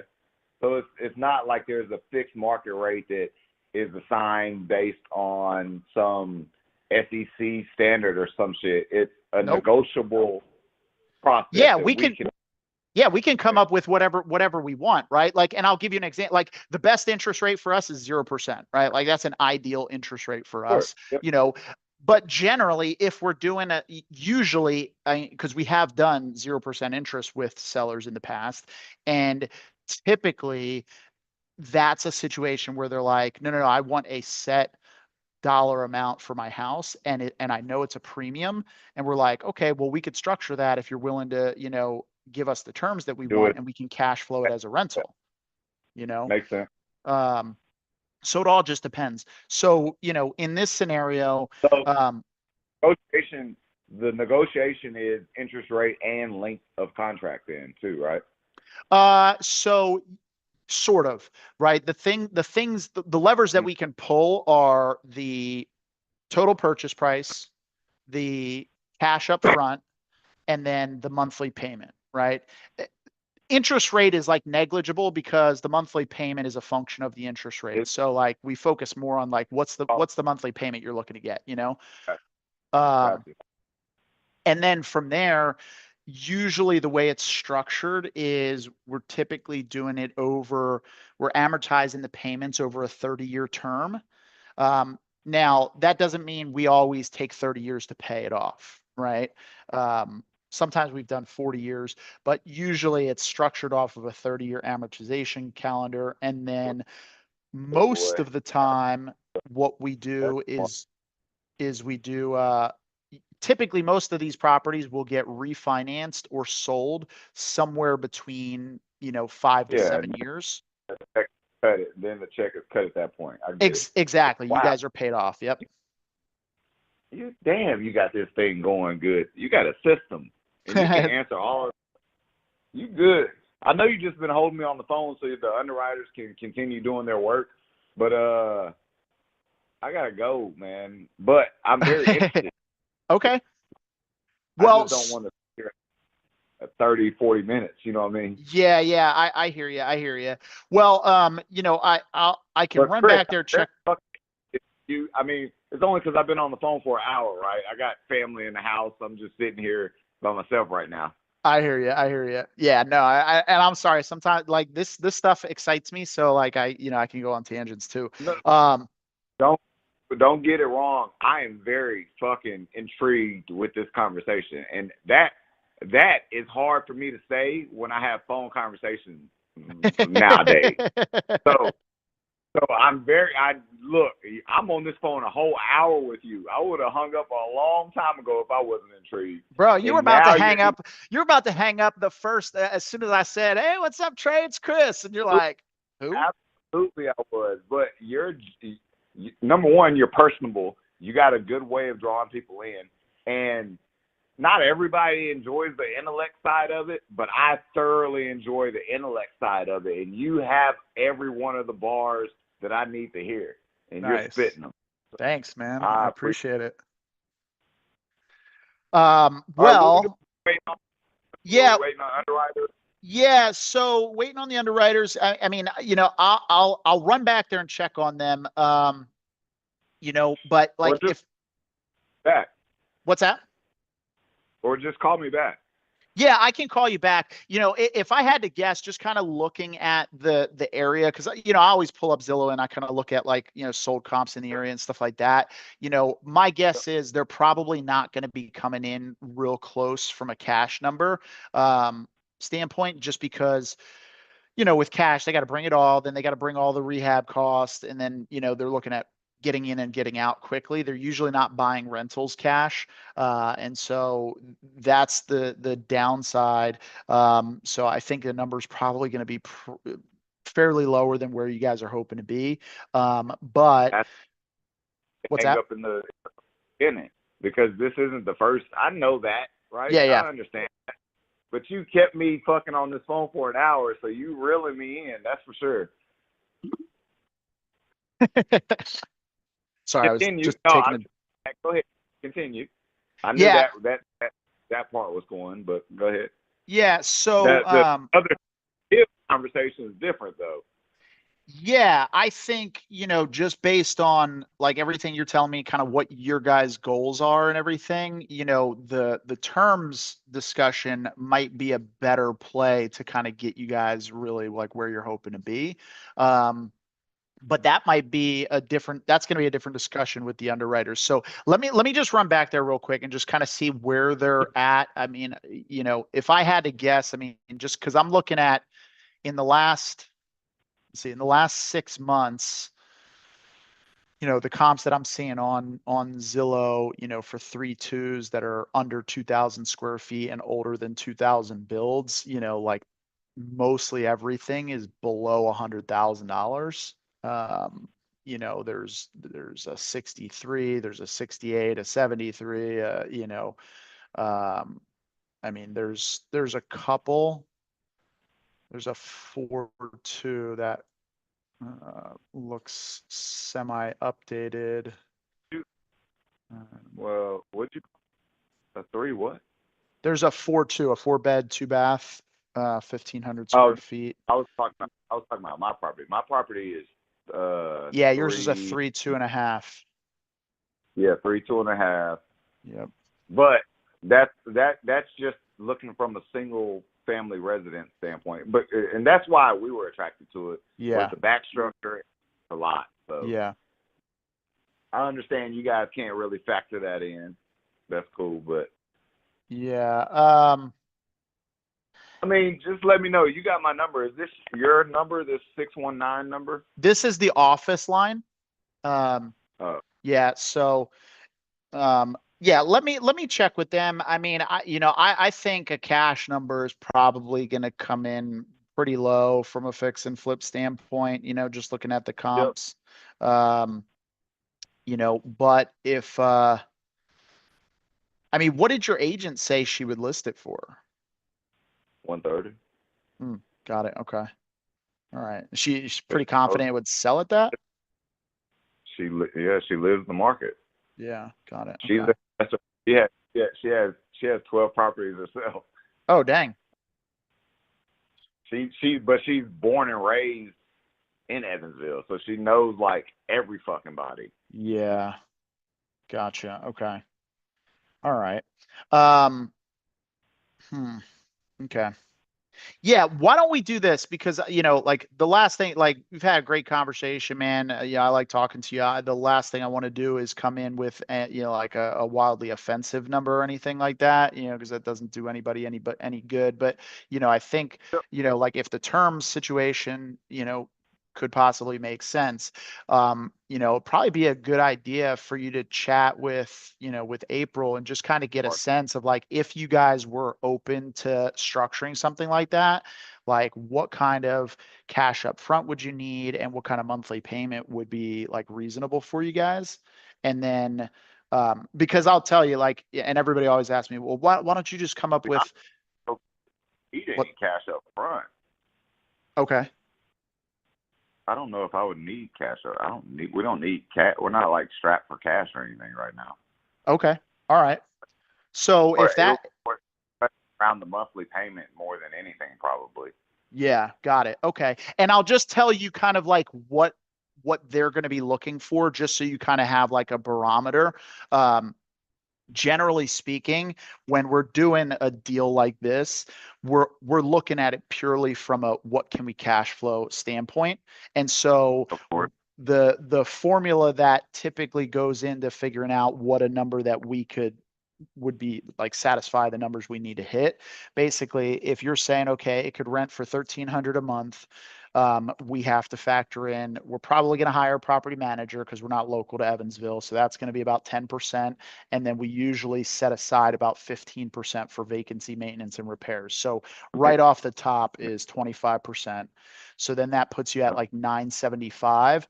And then we generally want to see a cash flow on a rental somewhere between $300 and $400. So if it was $400, then it'd be like $575. So somewhere between like a $575, $700 a month payment is kind of where they would be targeting for it to make sense based on those numbers. That makes sense. So I'll follow that. I mean, is that something that you think you guys would even be like? I follow the walk, right? I understand the 10% property management charge. I understand the 15% just vacancy and maintenance set aside. I get all of that. Mm-hmm. I don't want to say yes or no. I would have to talk to her. I don't know that it all logically makes sense, and we're both logical people. So Mm-hmm. I don't think there's nothing that's too crazy, but I don't want to speak for both of us right now, for sure. Yeah, for sure. At all. No, for me, gut wrenching, no, it's not. It sounds normal. Okay. Perfect. No, I mean, it sounds like I mean, man, I'll tell you, I wish everybody that owned a rental that I talked to was this like logical. Cause yeah, I talk to people, they're like, oh, it doesn't take 15% for vacancy maintenance and repairs. You don't have to pay 10% for property management. And I'm like, wait, what? A spreadsheet is set aside. I have a spreadsheet built where I put all these numbers in, and it takes the 10% property management tax just to see if I were to do it or not. And sometimes, all the time right now, I leave it zero. But I have a whole that calculates all this to see if I'm going to get a 1% rate, and then I make the deal or not, right? Or I make the offer or not. So yeah. I completely understand everything you're talking about. Awesome. Perfect. And I wouldn't do it I wouldn't want to work with anybody that did it a different way. Yeah. Because that makes you don't know what you're doing. Yeah, 100%. Well, and I'll leave you with this last nugget too. And I think, because it sounds like you guys are probably looking to like scale up further and pick up more things. And, one thing that we've learned over the time period, what's interesting, you would think that more of our investors are sellers that actually sold us their house than people that didn't sell us their house. But surprisingly, more people that invest with us are people that wouldn't sell us their house. And it's because when we ran the numbers and we made our offer, they had a number they wanted and they knew they could get it some other way. But when they saw that we weren't willing to go outside of our underwriting guidelines, it gave them security in investing with us because they knew we weren't just going to take a risky deal. We were going to make sure that the numbers penciled out. And I think that's probably the biggest thing that was like kind of eye-opening going through the process with people, more than anything else. So. No, that makes sense, especially if you got the money to invest and you feel connected. Hell, I feel more connected to you than anybody I talk to about real estate. The way you're talking and how long we've been talking them. So nice. You definitely do a damn good job of building a connection, Chris. I'll tell you that much. Thanks, brother. I appreciate it, man. That's, that's the thing. It's like, I just Yeah, love but talking to people. my cousin, I can call April and I'll talk to her and about this term situation and see what her gut feeling is. I mean, I know it's not a guarantee regardless. It depends on what the underwriters say, but Yeah, for just in sure. case, he'll be at least aware of what the hell I'm talking about. Yeah, absolutely. Absolutely. And then, I think it'll, it could make a lot more sense. And then that way you guys don't have to stress about trying to find a property to 1031 into and, and all that jazz. You're All, still going to be able to defer the taxes. So, but all right, Chris. And look, this my number. You have my number, obviously. So if they come back with something, call me. Let me know. okay. Yes. Sounds good. I'll double check with them and, I might reach out to you before the end of the day here. I'm going to check back on with them and, kind of see where they're at. Hold up. What's the end of your day? So it's only 4:10 here now. So I'll be here for actually I have to go pick up a U-Haul truck at 6. So yeah, I'm going to be leaving here in about 50 minutes. Okay. Because it's 50 minutes to be 7 o'clock here. So. Oh, got it. Okay. All right. All right. Perfect. Yeah. I'll try to give you a call here shortly. All right. Cool. All right. See you, man. All right. Yep. Talk to you later. Bye.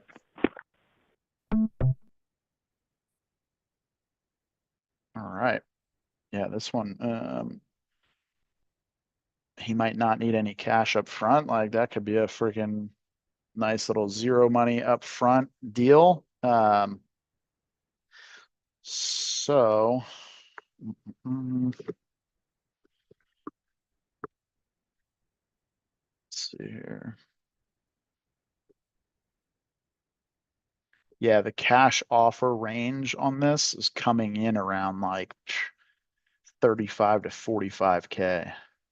So I knew that was not going to be an exciting conversation.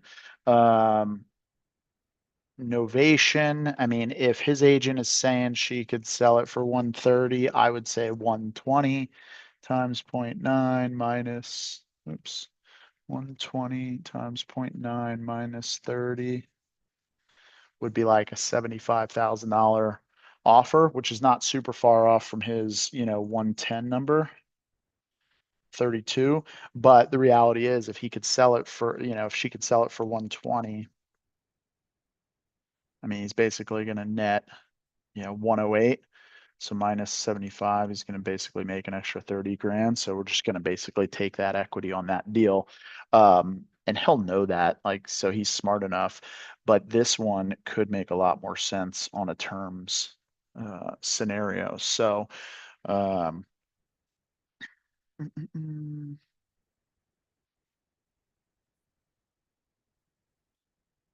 Let's see here.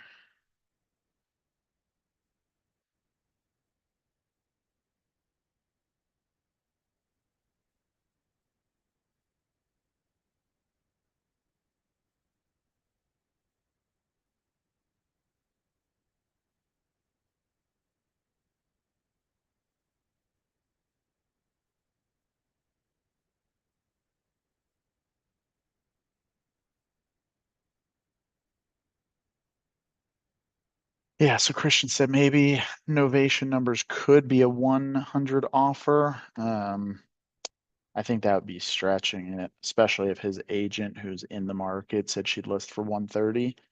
Yeah, I wouldn't push that issue. 145 times 0.9 minus 30. Yeah. 130 times 0.9 minus 30. You can possibly go up to like 85K. Mm.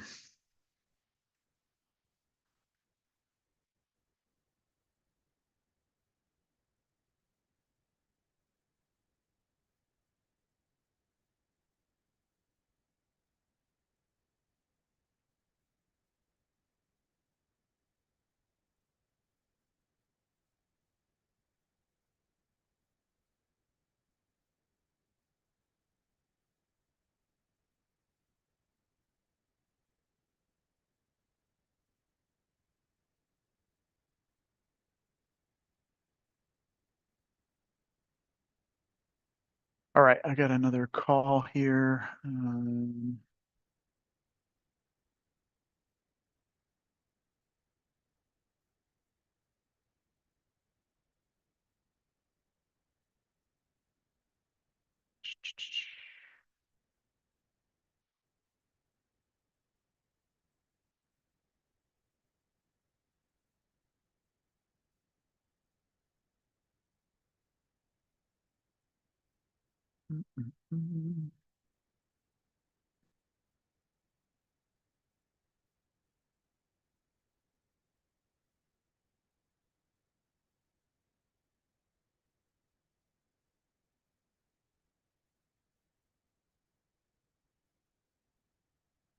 Where's that link?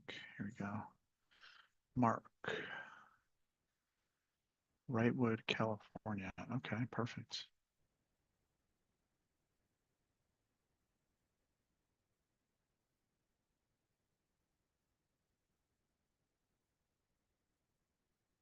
Doesn't look like we ever spoke to this guy.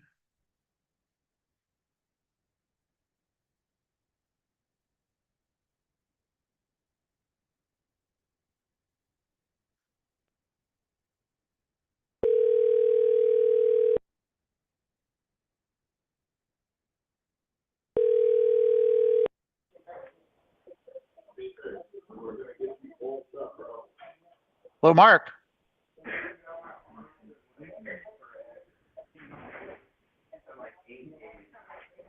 Hello. Hey, Mark, this is Chris. How are you? Hey, Chris. Hey, very well. How about yourself? I'm doing fantastic. It's almost the end of the day on a Friday, so getting ready for the weekend, although I have to move this weekend, so that's not super exciting. I mean, it is, but it's not. Oh, it is, but it's not. It's like happy nightmare. Yeah, exactly. But the super exciting part is that we just closed on the house, so that's Oh, exciting. cool. Yeah. That is good. But yeah, I was calling because it looks like I had a scheduled call on my calendar. You were texting with I believe it was Mary about your property there on Orchard Drive in Wrightwood. Correct. Yeah, is now a bad time? No, it's a great time. Okay, perfect. Yeah, it looks like you had at one point spoken with one of our referral companies, and we're looking at possibly selling to. Looks like you were trying to be closer to your son. Yes. Okay, got it. Where's your son located? Indiana. Oh, really? Okay, we do a lot of business in Indiana. Yeah. Where is he in Indianapolis? In Evansville. That's hilarious. I was literally just got off the phone with a seller with a property in Evansville that we're looking to buy as well. That is wild. Oh, awesome. Small world. Yeah. Big city, small world. Oh yeah, for sure. How long has he been in Evansville? He has been in Evansville about, I would say, going up to 4 years now. Oh, okay. What brought him out No, there? I'm taking it back. 3 years. Okay. So, long story short, I was born out in Indiana. My wife lived in Indiana. We didn't meet here, but we met in California. We're junior high sweethearts. And strangely enough, my son, who was born in California, and his wife, who was born in California, her family is from Evansville, Indiana. And after they got married and everything's going good, my son was doing really well, actually, financially. But the whole family, her side, decided that they wanted to come back, and they kind of talked them into it. And they're doing well out here. They really love it. But he missed his family, and he was asking me, Dad, can you please think about this? So, Oh, yeah. yeah. Got it. Okay. Interesting. Yeah, interesting turn of events. Right? Well, I don't know a whole heck of a lot about Evansville, but what I do know is that your money is certainly going to go a heck of a lot further in Indiana than it's going in California. So, Yes. And that's what I was also looking at. I'm like 62, and long story short, I'll keep it short. I know your time's very valuable. was working for Frito-Lay for almost 20 years and had to take time off to take care of my mom, and she had went into hospice. Good part of the story is there was a miraculous turnaround which nobody was expecting, but during that process I had taken like a year off of work, and they were like, "Oh no, you've been gone too long," and I'm like, "Really?" Oh, So man. 62 years old, looking for work out in California, and they're like, "Nah, you know." Not saying age discrimination, but let's just say by the time they figured things out, the interview process would slow down. Yeah, yeah. That's a shame, man. I'm sorry to hear that, you know. But I mean, it sounds like you got to, you know, it sounds like it was a blessing that you got to, you know, spend, you know, the time with your mom and kind of help, you know, kind of take Exactly. care of her, you know. I mean, at the end of the day, you Yeah. know, it's a job and family is, you know, you only get one shot with your mom. I know, I had a scare with my mom 7 years ago, and when I was still living out here, she was in Pennsylvania, and she had a brain aneurysm and a stroke, and you know, we Oh thought she was going to my. die, but she ended up living through it, and now she's actually, you know, part of the exciting part of closing on this house is that she's going to be moving out here and living with my wife and our 2-year-old. So That is so neat. I think as Americans, I think they miss the boat on that aspect of life a lot. yeah, Uh, we were able to take care of my wife's mother and her grandmother for the last 5 for one and 10 for the other years of their life, and the grandkids just, you know, they learned so much from them. oh yeah, yeah, definitely. Nice, man. Well, you know, I'm sure we could talk about, you know, family for a long, long time. You know, but and by the way, I do have to let you know that all calls are monitored and recorded for quality and training purposes. You know, really the point of this call today, Mark, is to see if your property qualifies in getting an offer as is, for what we look for. We're generally looking for properties to put into our portfolio for one of two reasons. Typically, it's either we're going to fix it and flip it and bring it up to 2024 standards, or we're going to keep it and hold it as some sort of a rental property in our portfolio. And so by the end of this call, I can either get you an approval from the underwriters with an offer, or they're going to deny it and they'll tell us exactly why. Now, if they do approve it, and you know, some of the benefits of working with us is that we would buy the home in its as is condition. So you don't even have to sweep up after yourself. We cover all the closing costs, and there's no realtor commissions that are taken out. So the number we get you would be a net number to you, of course, unless you had any outstanding debt, that type of thing. All right. Correct. Do you mind grabbing a pen and a piece of paper? I'm gonna have you jot down some contact info, and if we do get this approved, there will be some other info you're gonna want to jot down as well. I'm ready. Okay, perfect. So my name is Chris Deal, like deal or no deal. Awesome. Good for you. All right, perfect for this Yes. role, right? And Yes. Yes. the name of our company is Lazarus Property Group, like Lazarus from the Bible. Yes. And then my telephone number here, the office line is 619 Uh-huh. 525 Okay. 7132. 7132. That's correct.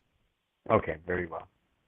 All right. And if you ever want to check us out online, our website is www.lazprop.com. Can you say that one more time? I Sure. got the www. Got it. Okay. It's LAZ. So it's the first 3 letters of Lazarus Uh-huh.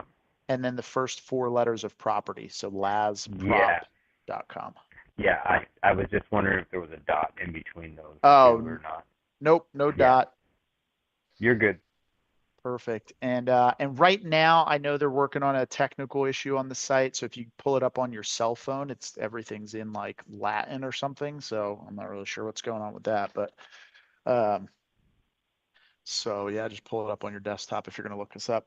But I guess catch me up to speed on this. How long has the thought of selling been kind of going through your mind? Actually, ever since my son had called, and he called about a year and a half ago. Yeah. Okay. What is there anything in particular that's been kind of keeping you from selling and making the move over the last year and a half?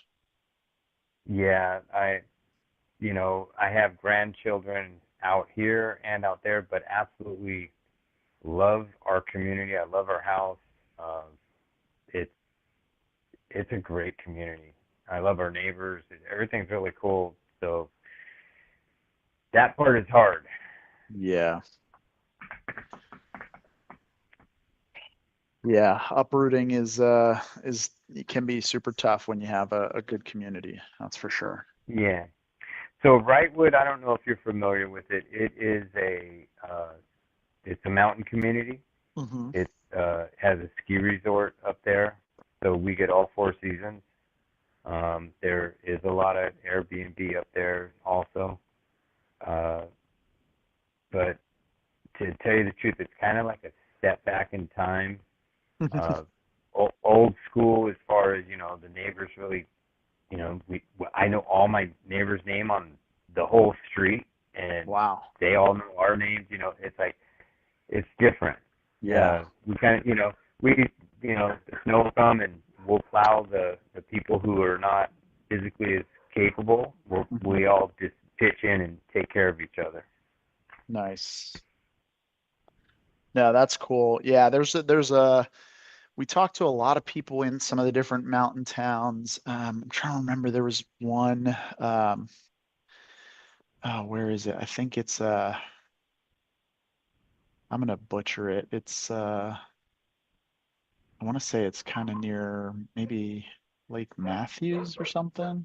I don't know. Okay. It's kind of similar, from the sounds of it, like what you're describing. And then I've got some friends up in Big Bear, and they're all kind of similar, so. Yeah, and that's another thing with if you've been up in Big Bear, So with Big Bear, the commute in and out it's long. Yeah. The beauty of Wrightwood is there's no mountain roads to get to it, and it's right next to the 15. Oh, nice. Yeah. So as far as commute in and out, it's pretty cool. Easy access. Yeah. Nice. Awesome. Well, that's great. All right. And is it just yourself that owns this property, or is there anybody else on title that would need to be involved? It's just me. Just you. Okay. All right. Got it. And I guess how long have you lived here? 5 years. 5 years. Okay, got it. So you probably did you buy it cash, or you take a loan and probably still have some? We're making payments. Just to give you a little, I'll make it really short. Background also is came from really bad home life. Decided that's not the way you raise kids, so I rented and made sure all my kids, and they're from 41 all the way down to 18, that I was involved in their life, and they were in good schools and good communities. So I didn't buy until this house. Oh, wow. Okay. Yeah. So. All right. Well, okay. So you got so it sounds like there's still mortgage on it. What do you know roughly how much you owe on it?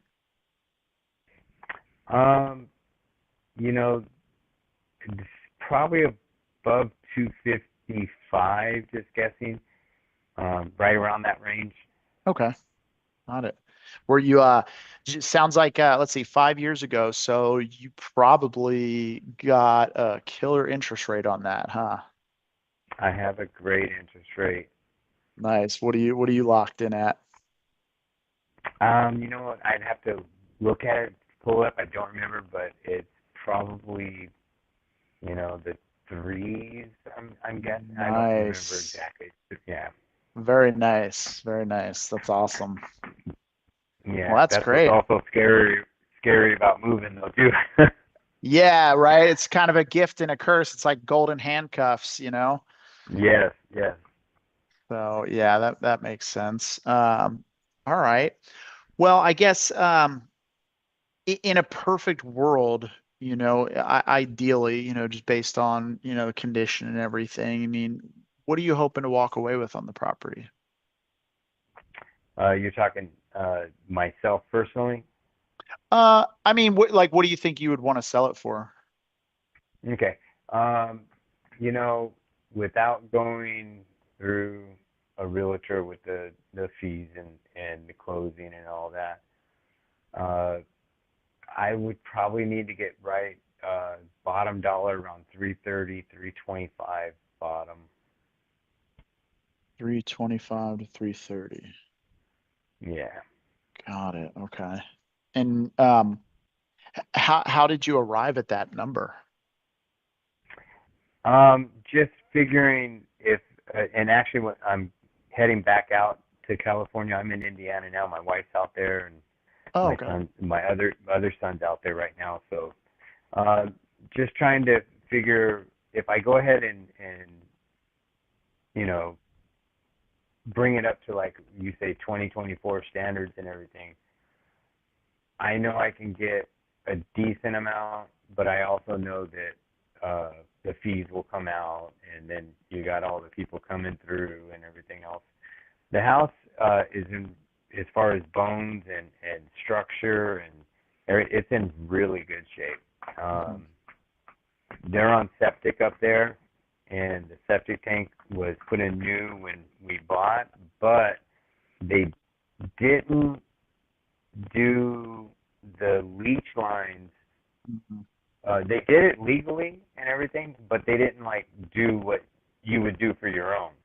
Yeah. So they had clogged up, and I rented tractors and backhoes, and we fixed the leach lines. We dug down it, and there was no gravel or no. It was just right on top of the dirt, so it had nowhere to go. So we dug down and made it to where, and that's legal the way they did it, but it's not ideal. So we made it ideal. I We dug gotcha. down a good 5 feet, filled it in with gravel, and then put the leach lines, cleaned them out, put them back on top. Everything's really good. Yeah. Got it. Actually, Okay. my son who's out there right now too, he's a really sought after plumber, and he said, Dad, you could live here forever. You're never gonna have a problem with this again. Oops, sorry about that. My headset just No worries.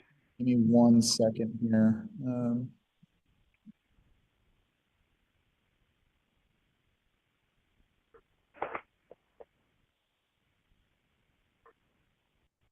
All right. Can you hear me now?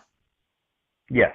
Perfect. Perfect. Okay. Yeah, you were saying your son is a sought after plumber out there. What do you say? You could live Yeah, there and forever? yeah. Well, he's saying that as far as the way we did it, it's up and above beyond what they do. So Oh, he okay. said, yeah, he said you're never have a problem with this again. Got it. Okay. All right. Nice. That's awesome. Okay. Well, I want to talk about, the property a little more. But before I talk about, before we talk about the inside of the house, I want to talk a bit about the outside of the house. And you already kind of told me what the neighborhood and the community is like. Sounds like it's mostly owner occupants or, and a handful of short-term rentals. Um, what's the speed limit right out front? 25. 25-mile-an-hour limit. Okay, got it. And is there anything wrong with the structure of the home? No, Okay. Issues. What about any like siding missing or gutters missing? none. None. Okay, got it. And is there anything in the back of the house that we can't see, like pool, shed, barns, other structures? No. Okay. Okay. Other structures. Okay. Perfect. And great. Does it have a garage? No garage. No garage. Okay. Carport or anything? Nope. Okay. All right. Perfect. All right. So now what I want you to do is just kind of like walk me through the home. So you walk in the front door and then just kind of like take me on a virtual tour, so to speak, of the house. Okay, so it has a deck outside. It's in good shape, everything. The deck goes from about 3 steps up from the driveway up to the front door and continues around and wraps around 3/4 of the house almost. It goes across the front, widens across the side, and then goes across the back to the back door. And then the back door, there's about 7 steps down. Okay. Then, so you walk in the front door. There are what appears to be a large double closet, but it is where we have our laundry right there. Okay. And then, so that is a hallway when you walk in the front door. To the right, you have the living room. So if you continue in there, and it's a large living room with a fireplace, and it's kind of an A-frame, so you have like the ceiling is open, and okay, first of all, the living room's probably like around, and I'm guessing, I would say 15 by 24, something like that. And then the ceiling height in the middle, A-frame, is probably more than 20 feet high. Okay. So, and then if you continue all the way down to the back of the house, that's where the fireplace is on the back wall. If you made a left, that's where the kitchen is. And then above the kitchen, not in the square footage, there is a loft. Okay, so if we come back out to the front door and we go to the left, that's the first bedroom would be to the left, and then the master bedroom is towards the back. On that hallway is the entrance to the loft up, but if you keep going straight, that's where the bathroom is. So it's 2 bedroom, 1 bath. Got it. Okay. 2 bed, 1 bath, and then plus Just the over loft. 1,100. Yeah, just over 1,100 square feet. No loft included in that. And then if you were to go out of the house, and then also too, so the roof's in really good shape. There's only 1 layer on it. And we just replaced the water heater with a high altitude water heater. It's a quality water heater. Of course, my son, being a plumber, made sure that we went the extra mile because we weren't planning on selling it. We were still thinking this is where I'm going to spend the rest of my life. Yeah. So, but we have no plumbing issues. We have no, no leaks, nothing like that. So, but Okay. under the house there is storage. Like, so the back of the house, you were able to go underneath it, and it's not like anything walk in or anything, but it's just storage. Okay. Got it. Now, going back real quick to the loft, how do you get up to the loft? Okay, so in the hallway, if you come in the front door, you turn to the left. Mm-hmm. There's like, it's almost like a wooden ladder type deal that's Mm, just attached to the back wall.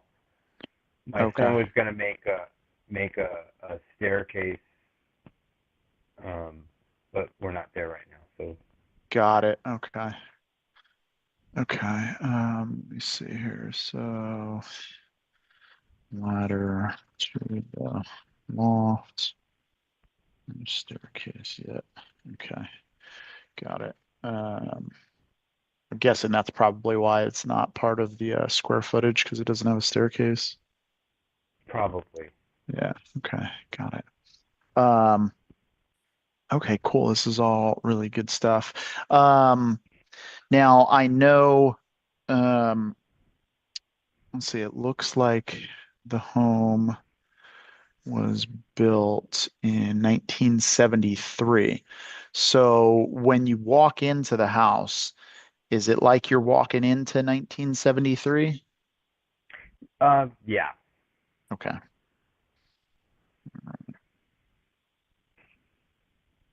And I know that's kind of standard for a lot of these like mountain towns, they're not doing a lot of like fancy updates and things like that. You kind of keep that like older rustic charm, so to speak. Yeah. It's well, and it was one owner before us from 73 until the time we bought it. Oh wow. Okay. Got it. It was the gentleman had multiple houses up there, Mm-hmm. and this was his house that he would come and stay in. So as far as usage, it was not used that much. It wasn't a house that somebody lived in.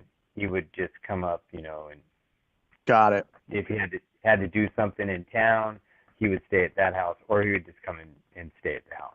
I gotcha. Okay. No, that makes sense. All right. Um, what are the floors like throughout the house? I want to say the entryway, it none of it is hardwood. It's probably wood looking like a linoleum or something like that. The living room is carpet. The bedrooms are carpet. The bathroom is also the same. Okay. Living room, The bathroom's not carpet. I mean, the same as I gotcha. the You'd be carpet and bathrooms surprised. are not good. I, Oh no. I've seen a few houses with actually the craziest one I saw was the bathroom had what was it? It was like leopard print or cheetah print carpet. And I was like, what in the world is going on here? That's wild. Yeah. Yeah. People are, strange creatures sometimes. Um, all right. And then have you guys added anything to the home that needed to be permitted but was not permitted? No. Okay. And the kitchen, is that original to the build? Yes. Okay. And what about the bathroom? Is that original as well? Pretty much, yeah. Everything's still. Okay. All right, got it. And all right, so I know you mentioned just you on the title. You mentioned your wife's back there while you're in Indiana. When's the last time you and your wife really like, were laying in bed chatting about, selling and moving to Indiana? I was back there just a couple months ago. She's ready for it. She's Yeah. Like I said, she was out here in her childhood. The whole thing is we're talking about, yeah, I'm working and everything now, but as I age, it's going to be really hard to like retire in California. Yeah, that's the challenge. Cost of living out here has gone just through the roof. Yeah. Um, Yeah, it's crazy. We have a property that we have listed on the market right now in Indianapolis, and we have it listed for $950,000. And when you're thinking California prices like San Diego, it's like, oh yeah, that's just like a standard property in Claremont, like 1,200 Yep. square feet, normal neighborhood. This property is like 5,000 square feet, 3-car garage, like fully updated. It's on like 2.5 acres. And it's like, man, and the house my wife and I are closing on, or just closed on, that's like $800,000. It's like 1,800 square feet. And it's like, not in the best area of San Diego, but it's like, it's what we could afford in San Diego, it's just wild how But much further your money goes. oh yeah, but you get that San Diego weather and you're close to the beach. Exactly. Yeah. I don't have to shovel snow, which I grew up in Right? Philadelphia. I've spent plenty of years shoveling snow. Yes, yes. There's you have to want to do it, and after you're doing it, you don't want to do it. Yeah, it's the last thing you want to do. See, Yeah. at There's least where you're at, up in the mountains there, it's like it's the vibe, like you got the mountain vibe and the ski resort and everything. It's not like, the oh, my phone just keeps disconnecting. no worries. Sorry. Oh, there it goes. Um, Yeah. yeah, but yeah, no, it's interesting. All right, let me ask you this. So if you guys, let's say you guys were gonna keep the house and you were gonna stay there, and you won a sweepstakes at Lowe's, and they're like, here's $30,000. The only caveat is you have to put it into updating the house. What are the things that you guys would be doing? Well, just like you said, I would want to do the kitchen, countertops, um, and also the bathroom, and probably the floor. But the kitchen I know can eat up a lot, but you really don't have to go, Beverly Hills to make it really nice up there.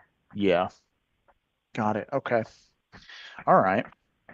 And is there anything that I haven't asked you about that, if you were buying this house, you would be asking the questions about? Anything that I just missed?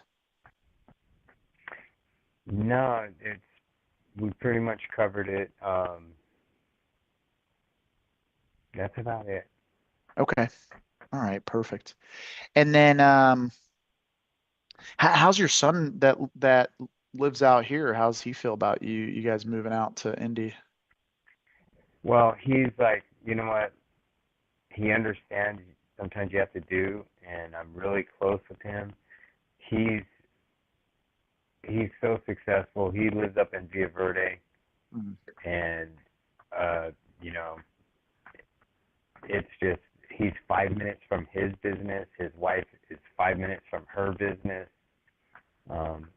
I don't think he'll ever relocate. So that breaks my heart. Yeah, that's tough. All right. Well, is there anything that I haven't asked about that you guys might need help with? Not that I can think off the top of my head. Okay. All right. Yeah, sometimes, especially situations where somebody's like relocating, sometimes just help with like coordinating, like pods or moving companies or storage, that type of stuff, is stuff that sometimes people, request help with, or, just things along those lines. So, and we've done stuff like that in the past. So, if you guys need anything, just let us know along the way. But everything that you've been giving me, I've been putting straight into our system, and that goes back to our underwriters, and they're running a report that's basically going to tell them everything that they need to know about the property. So what I'm going to do, I'm going to put you on a brief hold real quick. I'm going to run back to their office and just check in on them and see kind of where they're at with this. and I will be right back. Thank you, Chris. Yeah, no worries. And unfortunately, there's no like fancy hold music or anything like that, so it's just going to be like silent. But I'll just call for you once I get back. No problem. All right, be right back. Thank you.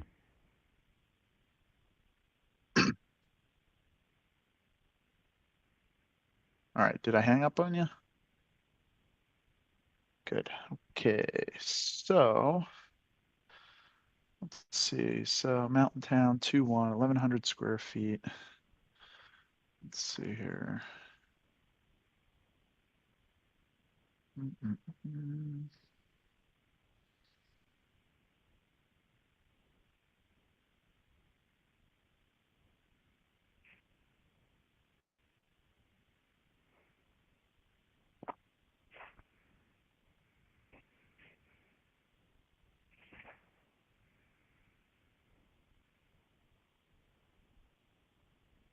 Okay, let's go that. Let's go. How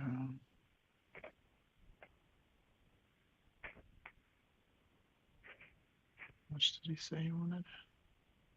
Oof, 325 to 330.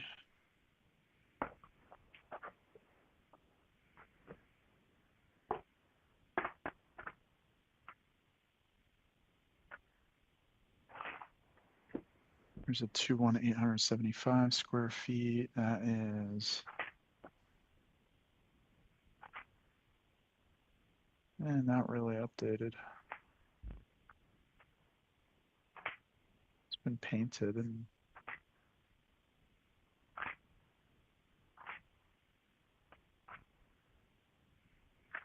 oof.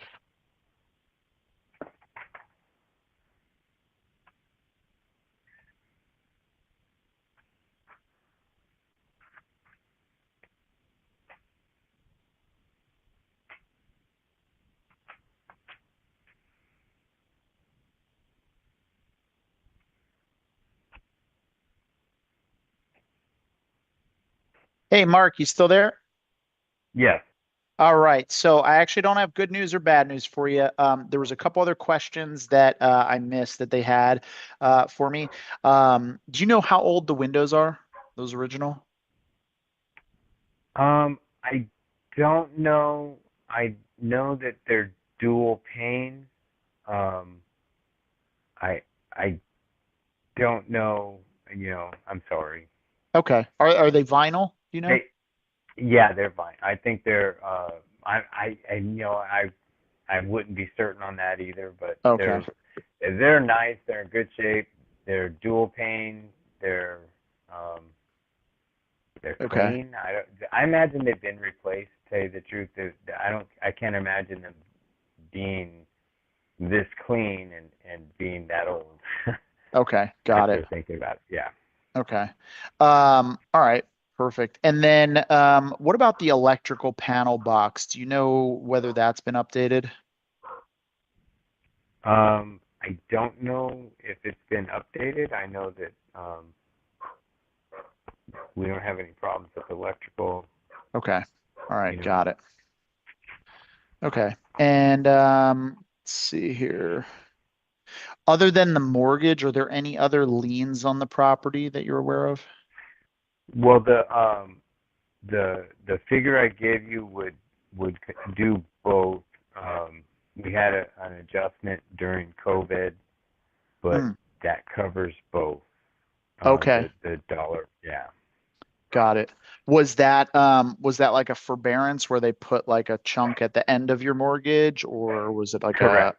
Okay, got Correct. it. Yeah. Okay. All right. And that 255-ish is all of it. Okay. And Yeah. by the way, what's your total monthly payment on the mortgage right now? It's like $1,470. $1,470 a month. Okay. Yeah, it's like I don't know if I'll ever get that again.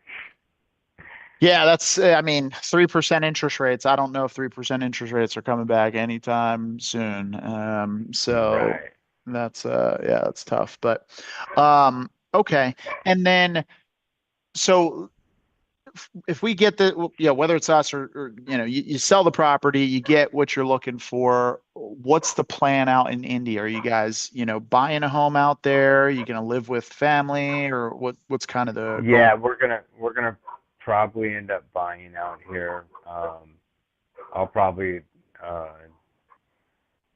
have to, you know, shop around. I'm not positive, but we'll be end up close to our son. Okay, got it. All right, perfect. Okay. And so it looks like, I mean, you might have a little bit of equity, and then would you guys be looking to buy something just like outright, or would you be financing Oh something? no, yeah, we'll probably finance a little, something like that. Yeah. Okay, got it. All right. And I mean, if the underwriter was to come back with an offer that made sense for you guys, I mean, how soon were you guys looking to move or close? Um, I'm probably thinking the end of December, beginning of January. Oh, okay. All right. Um, December, January. Okay, perfect. And do you mind if I tell you how the process with us works real quick? That'd be Okay. fine. Okay. So once a home is approved and we get an offer accepted, we sign a pretty basic agreement. It's written in third grade English, not to insult anybody's intelligence, but it's just super easy to understand. After that, within 48 to 72 hours, you would get a welcome call from our transaction coordinator, and she'll line up for us to get photos of the property. We'll open title, and the title company will make sure that there's a clear title for closing. They'll request all the payoffs for the loans and that type of stuff, and then we'll schedule to do a couple walkthroughs, and then we head to the closing table and get you guys paid. It really is that simple. The last thing that they wanted me to ask you was if we could get to a number that makes sense for both of us, would you guys be ready to move forward with a purchase agreement today? Well, that would all depend on the figure and everything, but yeah. Okay. All right, perfect. Give me a second. I'm going to put you on another hold real quick. I'm going to run back there. I updated everything, so they should have everything they need, and I'll just be right back. Okay. All right.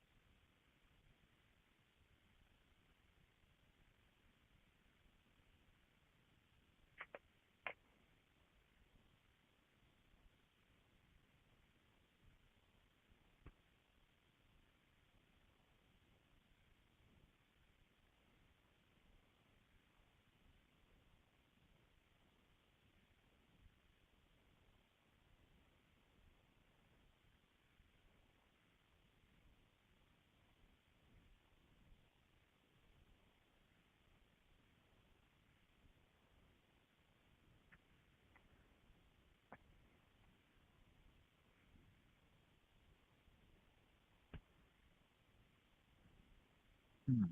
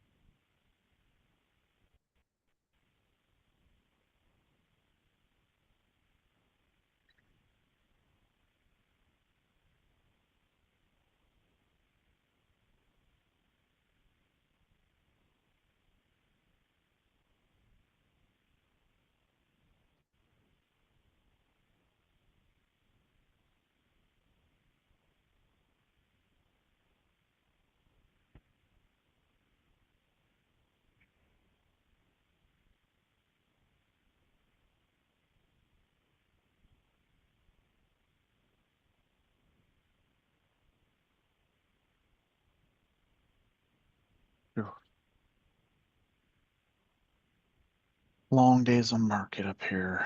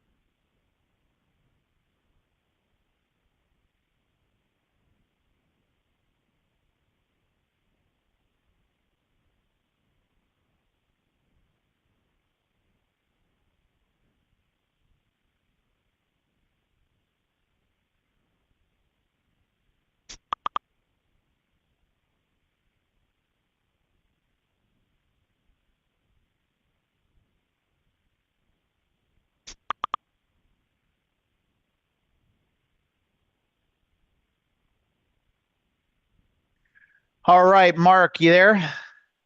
Yes. All right, man. I really appreciate your patience. This is a tough one, man. The comps are just all over the place. And then, you know, everything that would be considered like a true comp to your property, like a comparable home, um, is selling for, quite a bit less than where you're asking. There's some that are like fully decked out and remodeled that we wouldn't really consider comps just because like the style of the homes are just it's just a way different style, and so it just puts it into a different category. Um, Man, like just looking at this, I mean, if they were going to be coming in with a cash number, it probably would be less than what you owe on the property. Okay. No Um, worries then. I thank you for your time. yeah. I mean, we've bought some other properties some different ways, outside of just the traditional cash purchase that like to kind of help get closer to where a seller needs to be. Like, in a scenario like this, like we've purchased homes where we put a little bit of cash in the seller's pocket and then taken over their existing mortgage. That way we can get, like the better interest rate than what the current financing rates are right now. Sometimes that helps. Um, but I don't know if that's even something you guys would be open to entertaining. Um, yeah, it's something I'd have to talk over with my wife, and if you want to lay it out more in detail, that would be fine at another time. But first, I would have to discuss that with my wife. Yeah. Uh, Have you guys talked to a real estate agent about listing the property? yeah, we're getting. When I go back there, I just thought I would give this a shot. Yeah, yeah. And I actually have some real estate guys that said that they could turn it no problem. Okay. So we may just go that route. Yeah. Have they given you like an idea what they might list it for? They said just under 4. Just under 4. Okay. Yes. Maybe they're seeing something that we're not seeing. Yeah, because I mean they pulled up a bunch of comps and they're just kind of all over the place. Like there's one that's like a really, really decked out house. It's in a different, like a little bit of a different neighborhood, but it's on Robin Road, and it's like, Yeah, we're actually on the just I know you don't know the area, but our side of town is now granted my home is not, but it's where all the newer, more expensive homes are that are like there's $1 million homes around me. got Just it. down the street. Yeah, so Yeah, I mean, there's that one. I mean, they're kind of all, like I said, the properties are just all over the place, you know. I mean, there's stuff in the threes, there's stuff in the twos, you know, then there's stuff that's in the fours, you know, but they're just all, like I said, Yeah. all over the place. It's really hard to pin down like a solid number. Um, you know, that we're confident in. And a lot of properties have been sitting on the market for a while. Like there's a property over on Ash Road that's been sitting for, you know, about 52 days, hasn't really gotten much activity. And that one is priced at like 450. You know, and then there's another one that's been they just listed at 450, but it's like top to bottom fully renovated and just like really, really nice condition. Um, Yeah. so it's just really hard to peg this one. Um, but what I would recommend is, you know, like talk it over with your wife and, you know, see, I mean, if doing something where we could maybe cash out some equity to you guys and then take over like, you know, the mortgage payments and, you know, get the benefit of that lower interest rate, we might be able to come up on a number that makes a lot more sense. You know, otherwise the Yeah. listing route might be the better way for you. Okay. All right. We'll see what you come up with. I'll talk with my wife, and if you want to give me a call back tomorrow about the same time or Monday about the same time, whatever works for you. Okay, yeah, Monday would probably be better. I'm going to be moving all day tomorrow. That's right. I'm sorry. That's No, right. it's all I'm good. so sorry. No, you're fine. You're fine. Yeah. But okay, yeah, we'll try to touch gloves on Monday and see what we can come up with. Thank you, Chris. All right. Thanks a lot, Mark. You have a good weekend. You too. Bye-bye. Bye-bye.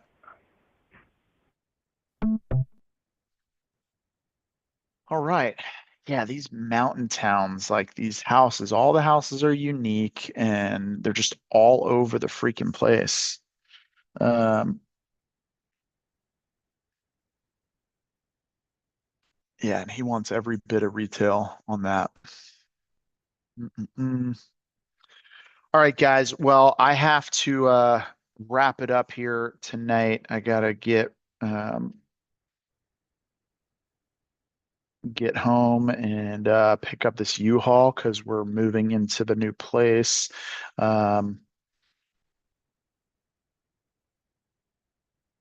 Raining, welcome back. I know you were out for a while. You should definitely go back. Had a pretty good call with this guy about seller financing this property in Evansville, and him and his cousin might be open to that. So it could be a really could turn out to be a decent deal. I, you know, anchored him pretty well to, you know, where like a monthly payment would need to be. He's talking about not needing any cash up front. Seems pretty reasonable. He's high on the purchase price that he's looking for, but we might be able to make something work where we cash flow and maybe do like a lease option or sandwich lease option or sub to, you know, seller finance. So there's a couple different ways that we might be able to make something work there. So, but appreciate you guys watching, staying tuned.